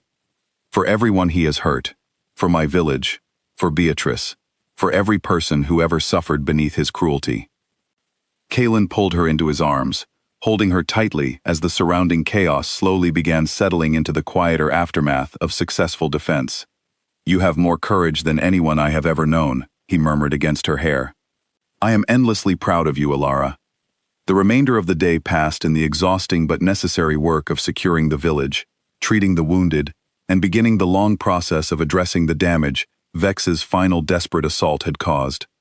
Many buildings had burned beyond saving, but the coalition's swift response had prevented the widespread destruction and loss of life that might otherwise have occurred. And as evening finally settled over the smoke-stained village, a fragile but genuine sense of relief began spreading among the exhausted survivors. Grace, who had fought alongside the coalition forces throughout the day's chaotic battle, found Elara sitting quietly near the village's damaged central well, exhaustion and lingering emotion still evident in her posture. "You did something today that few could have managed," Grace said, settling beside her. "Facing the very man who destroyed your entire world, and finding within yourself the strength to stand against him rather than simply survive his presence." "I did not do it alone," Elara said quietly. "I could not have, without everything Leora taught me, without Kalen arriving when he did, without the strength this entire community has offered me since the moment I woke in that stronghold." "Perhaps," Grace agreed, "but the courage to stand and fight, rather than simply flee or freeze in fear, that came from within you alone. Do not diminish what you accomplished today, Elara. You have earned every ounce of respect this victory brings." As night fully descended over the recovering village, Kaelin found Ilara still sitting near the damaged well and settled quietly beside her, offering his presence without demanding conversation she might not yet feel ready to share. They remained together in comfortable silence for a while, the exhausted aftermath of battle slowly giving way to something resembling peace, however fragile and hard-earned. "It is truly over now," Ilara said finally, breaking the silence. "Vex is gone. The threat that has followed me since that night in the storm has finally ended." "It has," Kaelin confirmed gently. "Whatever comes next, Ilara, it will not carry the shadow of his cruelty following us any longer." Ilara leaned against him, allowing herself, finally, to fully process the weight of everything that had led to this moment, from the frightened, memoryless woman who had woken in his chambers months earlier, to the woman who had stood her ground against the very tyrant who had destroyed her original life. "I do not know who I would have become," she said softly, "if you had not found me that night in the snow." "You would have found your strength eventually," Kaelin said with quiet certainty. "I simply had the privilege of witnessing it unfold." They remained together beside the damaged well, as the village slowly began its long process of recovery around them, coalition warriors and surviving villagers alike, working together to address the immediate needs of shelter and safety for those displaced by the day's violence. Word would need to be sent back to the stronghold, confirming both the victory and the significant work still required to help the southern villages fully recover from Vex's final desperate assault. But for now, in this quiet moment beside the well, Ilara allowed herself simply to breathe, to feel the genuine relief of a threat finally, permanently ended, and to appreciate the man beside her who had, from that very first night in the storm, refused to ever let her face her fears alone. The following morning brought the long journey back toward the Northfang stronghold, coalition warriors escorting the most severely displaced villagers toward temporary shelter, while arrangements were made for the broader rebuilding effort that would need to unfold in the weeks and months ahead. As their group made their way slowly through the mountain passes, Ilara found herself reflecting on the remarkable transformation that had occurred within her over the months since first waking, frightened and memoryless, within Kaelin's private chambers. She was no longer simply the frightened survivor found dying in the snow. She had become someone capable of standing against tyranny, of protecting others even amid her own fear, of building genuine, lasting bonds with people who had, in the beginning, viewed her with understandable suspicion. Beatrice, Leora, Rosalind, Grace, and countless others had become, in their own ways, family, every bit as precious as the sister she had thought lost forever. And Kaelin, riding steadily beside her as their group continued their journey homeward, had become not simply her mate through ancient bond or ceremonial tradition, but her partner in every sense that truly mattered. Someone who had earned her trust and love through countless acts of genuine care, rather than simple fated obligation. As the familiar silhouette of the Northfang stronghold finally came into view against the mountain horizon, Ilara felt something settle deeply and permanently within her chest. Whatever challenges still waited in the process of healing and rebuilding that lay ahead, she faced them now, not as a frightened stranger clinging to uncertain survival, but as queen of a community that had chosen, again and again, to stand together against cruelty and fear. The war, finally, was over. And the true work of building lasting peace, she understood with quiet, steady certainty, was only just beginning. The gates of the Northfang stronghold opened wide to welcome the returning coalition, and the reception that greeted them carried a mixture of relief, celebration, and quiet solemnity for those lost during the final confrontation. Beatrice was waiting anxiously near the entrance, and the moment she spotted Ilara among the returning warriors, she ran forward without hesitation, throwing her arms around her sister with fierce, tearful relief.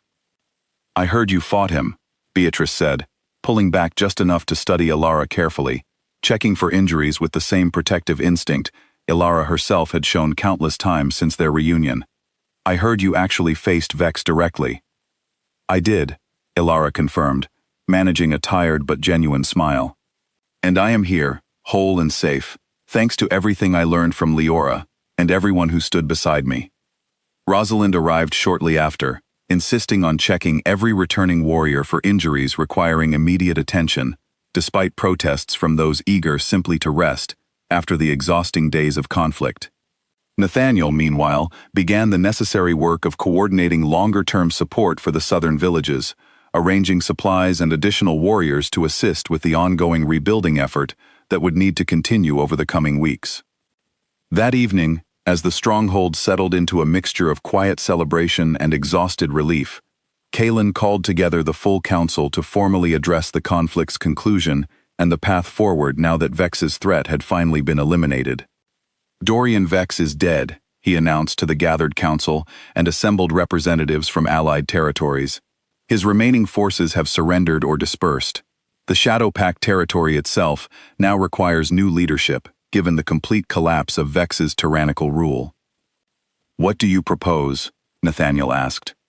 "Grace has demonstrated exceptional leadership and courage throughout this entire conflict," Kaelin said, turning toward the woman who had first arrived at their gates weeks earlier, offering fragile hope of alliance against impossible odds.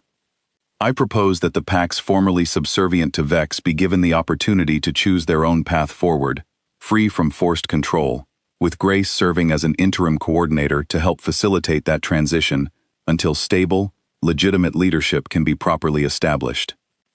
Grace, visibly moved by the proposal, accepted the responsibility with quiet, determined gratitude. "I will do everything within my power to ensure the mistakes of Vex's rule are never repeated," she promised. "Every pact deserves the chance to choose their own future, free from fear and forced obligation." The council session continued late into the evening, addressing the numerous logistical challenges that would need careful coordination in the weeks ahead, from rebuilding efforts within the damaged southern villages to establishing stable, cooperative relationships with the newly liberated pacts previously forced beneath Vex's control. Ilara listened throughout, offering input where her own experiences and knowledge proved relevant, gradually settling into her role not simply as Kaelin's mate, but as a genuine partner in the leadership responsibilities that would define their shared future. As the council session finally concluded, and exhausted participants began retiring for much-needed rest, Kaelin found a quiet moment alone with Ilara in the now empty Great Hall, torchlight flickering softly against the stone walls that had witnessed so much of their shared story unfold since that first frightened night months earlier. "You have grown into someone truly remarkable," he said softly, studying her with open admiration. "Watching you today, contributing to decisions that will shape the future for countless people beyond simply our own pack, I find myself continually amazed by the woman you have become." "I had remarkable teachers," Ilara replied, leaning into him gratefully. "You, Leora, Rosalind, Gareth, everyone who chose to see potential in me, rather than simply fear or suspicion." "The potential was always there," Kaelin said firmly. "We simply had the privilege of watching it unfold." They remained together in the quiet Great Hall for a while longer, drawing comfort from each other's presence after the exhausting days of conflict and its emotional aftermath. Eventually, exhaustion claimed them both, and they retired together toward their private chambers, the weight of the day's events finally settling into something resembling peaceful rest. Over the following weeks, the work of rebuilding continued steadily, both within the damaged southern villages and throughout the broader region affected by Vex's tyrannical rule. Ilara found herself increasingly involved in these efforts, traveling periodically alongside Kaelin and various coalition representatives to assess ongoing needs and coordinate the substantial resources required for genuine, lasting recovery. During one such journey to the southern villages, now steadily rebuilding beneath careful, coordinated support, Ilara found herself walking through streets that had, weeks earlier, burned beneath Vex's final desperate assault. New construction had already begun replacing the damaged buildings, villagers working together with genuine hope rather than the fear that had once defined their daily existence beneath the shadow of Vex's cruelty. "It is remarkable," she said to Kaelin, watching villagers work together on rebuilding a damaged home, laughter occasionally breaking through the focused effort, despite the difficult circumstances that had necessitated such labor. "How quickly people can rebuild, when given genuine hope rather than simply fear." "Hope is powerful," Kaelin agreed, especially when paired with genuine community support, rather than empty promises. They continued their walk through the recovering village, greeting villagers who recognized them with genuine warmth, rather than the wary suspicion that might once have accompanied such visits from unfamiliar authority. The transformation, Ilara realized, extended far beyond simply the physical rebuilding of damaged structures. It represented something deeper, a community learning to trust again after years of forced fear beneath Vex's control, slowly rediscovering their own strength and agency now that genuine freedom had finally become possible. As their journey continued through the following days, visiting various villages and territories affected by the broader conflict, Ilara found herself reflecting increasingly on her own transformation throughout the entire ordeal. The frightened, memoryless woman, who had woken in Kaelin's chambers months earlier, felt almost like a distant memory now, replaced by someone who had faced unimaginable trauma and emerged not simply surviving, but genuinely thriving, building a life filled with purpose, love, and lasting community. "I want to establish something permanent," she told Kaelin one evening, as they rested within temporary quarters during their travels. "A place where survivors of conflicts like this can find support, training, and genuine community as they rebuild their own strength and sense of safety."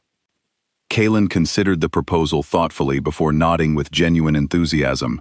"I believe that would honor everything you have overcome, Ilara, while offering others the same path toward healing you have found yourself." The idea took root steadily over the following weeks, developing into concrete plans as Ilara worked alongside Rosalind and various other supporters to establish what would eventually become a genuine sanctuary and training center, offering both physical safety and the kind of patient, supportive healing that had allowed Ilara herself to reclaim her strength after such devastating trauma. It felt, she realized, like the perfect way to transform her own painful history into something genuinely beneficial for others who might face similar darkness in the future. As the weeks continued passing, the broader region slowly but steadily recovered from the devastation Vex's tyranny had inflicted over the years of his cruel rule. New alliances formed between previously subservient pacts, now free to choose their own path forward, and Northfang's reputation grew steadily as a territory defined not simply by strength, but by genuine compassion and commitment to justice. Through it all, Ilara and Kaelin continued building their own partnership, their bond deepening steadily beyond the formal ceremony that had first united them, into something built through countless shared experiences, challenges overcome together, and genuine, unwavering love that had proven strong enough to weather every storm thrown against it.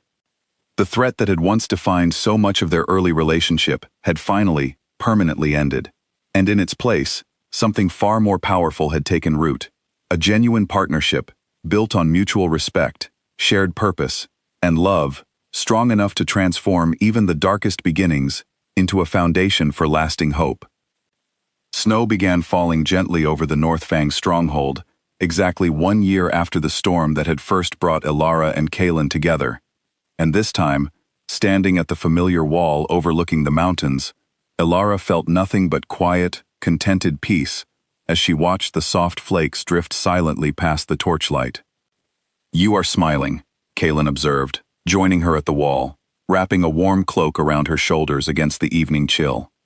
"I was just thinking about how different this snow feels," Ilara replied, leaning into him comfortably. "A year ago, this same weather nearly killed me. Now it simply feels beautiful." "Perspective changes everything," Kaelin agreed, pressing a gentle kiss against her temple. "Though I confess, I will always feel a small surge of protective worry whenever the first snow of the season begins falling." Ilara laughed softly, the sound carrying genuine warmth and ease that would have seemed impossible during those early, frightened days following her rescue. So much had changed over the preceding year, both within her own life and throughout the broader region that had once suffered beneath Vex's tyrannical shadow. The sanctuary she had proposed months earlier now stood fully operational near the southern villages, offering both physical healing and combat training to survivors of conflict and trauma, staffed by dedicated volunteers, including several warriors who had themselves once served unwillingly beneath Vex's forced control. Beatrice, now fully grown into her own confident strength, had taken on increasing responsibility within the sanctuary's training programs, her natural talent for teaching earning genuine respect among both instructors and students alike. She had also, much to Ilara's quiet delight, begun a tentative but promising courtship with a young warrior named Felix, who had proven himself repeatedly through both skill and genuine kindness during the sanctuary's establishment. Leora, meanwhile, had taken on greater leadership responsibilities within the Northfang pack itself, her early caution and protectiveness having transformed steadily into genuine wisdom that Kaelin increasingly relied upon for strategic counsel alongside Gareth and Nathaniel. The bond between Leora and Alara, forged initially through cautious suspicion, had grown into genuine sisterhood, the two women sharing an unshakable friendship, built through shared hardship and mutual respect. Grace continued her work, coordinating the formerly subservient packs throughout the region, guiding them steadily towards stable, cooperative leadership that honored genuine consent rather than forced control. Under her careful guidance, what had once been Shadow Pact territory had begun transforming into a loose confederation of independent territories, bound together through voluntary alliance rather than tyrannical demand, a living testament to the possibility of genuine change even from the darkest historical foundation. "Do you ever think about how different everything might have been?" Alara asked quietly, watching snow continue drifting softly over the peaceful stronghold. "If that storm had never brought us together?" Kaelin considered the question seriously before answering. "I think about it sometimes," he admitted, "but I have come to believe that fate, whatever mysterious force guides such things, does not simply choose randomly. I believe it recognized something within you worth protecting, worth fighting for, long before either of us fully understood what that recognition would demand of us." "That is a generous interpretation," Ilara said, smiling softly. "Perhaps," Kaelin agreed. "But looking at everything you have built since that night, the sanctuary, the relationships you have formed, the strength you have shown in the face of unimaginable trauma, I cannot help but believe some greater purpose guided that storm toward exactly the outcome we needed, however difficult the path proved to reach it." They remained together at the wall for a while longer, comfortable silence settling between them as snow continued falling gently over the peaceful mountains. The stronghold behind them glowed warmly, with scattered torchlight, evidence of a community that had weathered devastating conflict and emerged stronger, more unified, and genuinely hopeful about the future stretching ahead. Inside, preparations continued for the evening's celebration, marking not simply the anniversary of Alara's rescue, but also the completion of the sanctuary's first full year of operation, along with several other milestones the broader coalition had achieved throughout the preceding months. The Great Hall had been decorated with careful attention, warm lighting and gathered greenery, creating an atmosphere of genuine celebration, rather than the tense, battle-focused gatherings that had once defined so many council sessions within these same walls. As Alara and Kaelin finally made their way toward the celebration, pausing briefly to greet various pack members and visiting representatives who had traveled considerable distances to attend the anniversary gathering, Alara found herself repeatedly struck by the genuine warmth and community that now defined the Northfang stronghold. Gone were the suspicious glances and cautious whispers that had once greeted her arrival. In their place existed genuine respect and affection, earned through months of demonstrated character and unwavering commitment to the well-being of everyone around her. Rosalind greeted them warmly as they entered the Great Hall, her weathered face carrying quiet satisfaction as she observed the celebration unfolding around them. "You have built something remarkable here," she said to Alara, taking her hands warmly. "Not simply survival, but genuine flourishing. I am endlessly proud of the woman you have become." "I could not have become her without your guidance," Alara replied sincerely. "You helped me find my way back to myself, piece by painful piece." "You did that work yourself," Rosalind corrected gently. "I simply offered patience while you found your own strength." The celebration continued through the evening, music and laughter filling the Great Hall, as pack members, sanctuary staff, and visiting representatives from various allied territories mingled together in genuine celebration of everything accomplished over the preceding year. Beatrice danced with Felix near the center of the hall, their obvious affection for each other bringing a warm smile to Alara's face as she watched her younger sister embrace happiness so completely after everything they had both endured. Gareth found Kaelin during a quieter moment of the celebration, offering a rare, genuine smile as he studied his old friend across the joyful gathering. You look happier than I have seen you in years, he observed. Perhaps ever, if I am being entirely honest. I am happier than I have ever been, Kaelin admitted, watching Alara across the hall as she laughed warmly with Grace and several sanctuary staff members. I did not fully understand what I was missing before that storm brought her into my life. Now I cannot imagine my existence without her. The pack has noticed the change as well, Gareth said. You lead with the same strength and determination as always, but there is something softer now too. A genuine warmth that reaches your people in ways duty alone never quite managed. She reminded me that strength and gentleness are not opposing forces, Kaelin said thoughtfully. That true leadership requires both, in careful balance. As the evening continued unfolding, Nathaniel called for a brief moment of formal acknowledgement amid the joyful celebration, raising his voice to address the gathered crowd with quiet solemnity that nonetheless carried genuine warmth beneath its formal tone. 1 year ago, he began, our Alpha King found a stranger dying in the snow, a woman with no memory of her past, fleeing unimaginable tragedy through the worst storm our territory has witnessed in a decade. None of us, myself included, fully understood in that moment the remarkable journey that would follow, the courage this woman would demonstrate time and again, the genuine transformation her presence would bring, not simply to our king, but to our entire community and the broader region beyond our borders. The hall had quieted respectfully, as Nathaniel continued, every gathered face turning toward Alara with genuine warmth and respect. Queen Alara has faced trauma that would have broken many others entirely, Nathaniel continued. She lost her village, believed she had lost her sister, faced repeated attempts against her very life, and yet through it all, she chose courage over despair, compassion over bitterness, and ultimately played a crucial role in ending the tyranny that had oppressed countless innocent people for years, beneath Dorian Vex's cruel rule. Tonight, we celebrate not simply the anniversary of her arrival within these walls, but the remarkable strength and grace she has demonstrated ever since. The hall erupted into warm applause, and Alara felt tears gathering unexpectedly at the genuine outpouring of respect and affection surrounding her. Kaelin crossed the hall to stand beside her, taking her hand gently as the celebration continued swirling around them. They love you, he murmured softly, as much as I do. I never imagined this, Alara admitted quietly, watching the warm, celebrating crowd surrounding them.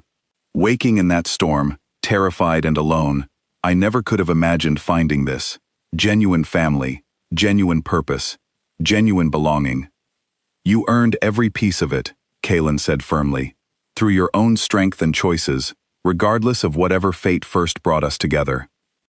As the celebration finally began winding down late into the evening, exhausted but joyful guests slowly beginning their farewells, Alara found herself once more standing beside Kaelin, near the great hall's entrance, watching snow continue falling gently beyond the windows, painting the stronghold and surrounding mountains in soft, peaceful white. I have something I want to show you, Kaelin said, a hint of mystery coloring his voice as he guided her gently away from the remaining celebration, toward the private balcony where their story had, in many ways, been steadily building toward this exact moment since that very first storm. The balcony, when they reached it, had been decorated simply but beautifully, soft lanterns casting warm light against the gently falling snow, creating an intimate space that felt both familiar and quietly magical. Kaelin turned to face her fully, something deeply sincere crossing his features as he reached for her hands. A year ago, I found you in the snow, and something within me recognized immediately that you would change everything about my life, he said softly. I did not know then exactly how profound that change would prove to be, how much strength and grace you would demonstrate, how deeply I would come to love you beyond simply the bond that first connected us. Alara, watching you build this sanctuary, watching you help heal others who have faced similar trauma, watching you find genuine joy again despite everything you have overcome, I find myself more certain than ever that finding you that night was the single greatest gift of my entire life. Kaelin, Alara whispered, tears gathering freely now as she absorbed the sincerity of his words. I do not simply want to celebrate this anniversary, he continued, his voice carrying quiet, unwavering certainty. I want to celebrate every year that follows, watching you continue growing into the remarkable woman you have already become, building whatever future we choose together, one storm and one season at a time." He pressed a gentle kiss against her forehead, and Alara leaned into him fully, allowing herself simply to feel the depth of genuine love and partnership they had built together over the preceding year, forged through unimaginable hardship, but strengthened, ultimately, into something unshakable and profound. "I love you," she said softly, the words carrying the full weight of everything they had overcome together, completely and without reservation. "As I love you," Kaelin replied, "now and for every year that follows, however many storms or seasons of peace they might bring." They remained together on the balcony, as snow continued falling gently around them, the celebration inside gradually settling into quiet contentment, the entire stronghold wrapped in peaceful winter silence beneath the soft glow of scattered torchlight. The journey that had begun with a desperate storm and a frightened, memoryless stranger had led, ultimately, to exactly this: genuine partnership, hard-earned peace, and a love strong enough to transform even the darkest beginnings into a lasting foundation of hope. Far beyond the mountains, the region that had once suffered beneath Vex's cruel tyranny continued its steady recovery, communities rebuilding not simply their physical structures, but their fundamental trust in the possibility of genuine safety and cooperation. The sanctuary Alara had founded continued growing, offering healing and strength to countless others who had faced their own devastating trauma, a living testament to the belief that even the darkest chapters could ultimately give way to genuine hope and lasting transformation. And within the Northfang stronghold, as snow continued falling softly through the quiet winter night, the Alpha King and his queen stood together on their private balcony, bound not simply by ancient bond or ceremonial tradition, but by a partnership built through genuine trust, unwavering support, and love strong enough to weather every storm life had thrown against them. He had found her sleeping in the snow, carried her home, and never let her go. And in the year that followed, through fire and betrayal, through loss and rediscovered family, through war and hard-earned peace, that promise had proven itself true in every possible way. Whatever storms the future might still bring, they would face them exactly as they had faced everything before, together, unwavering, and profoundly, unshakably in love.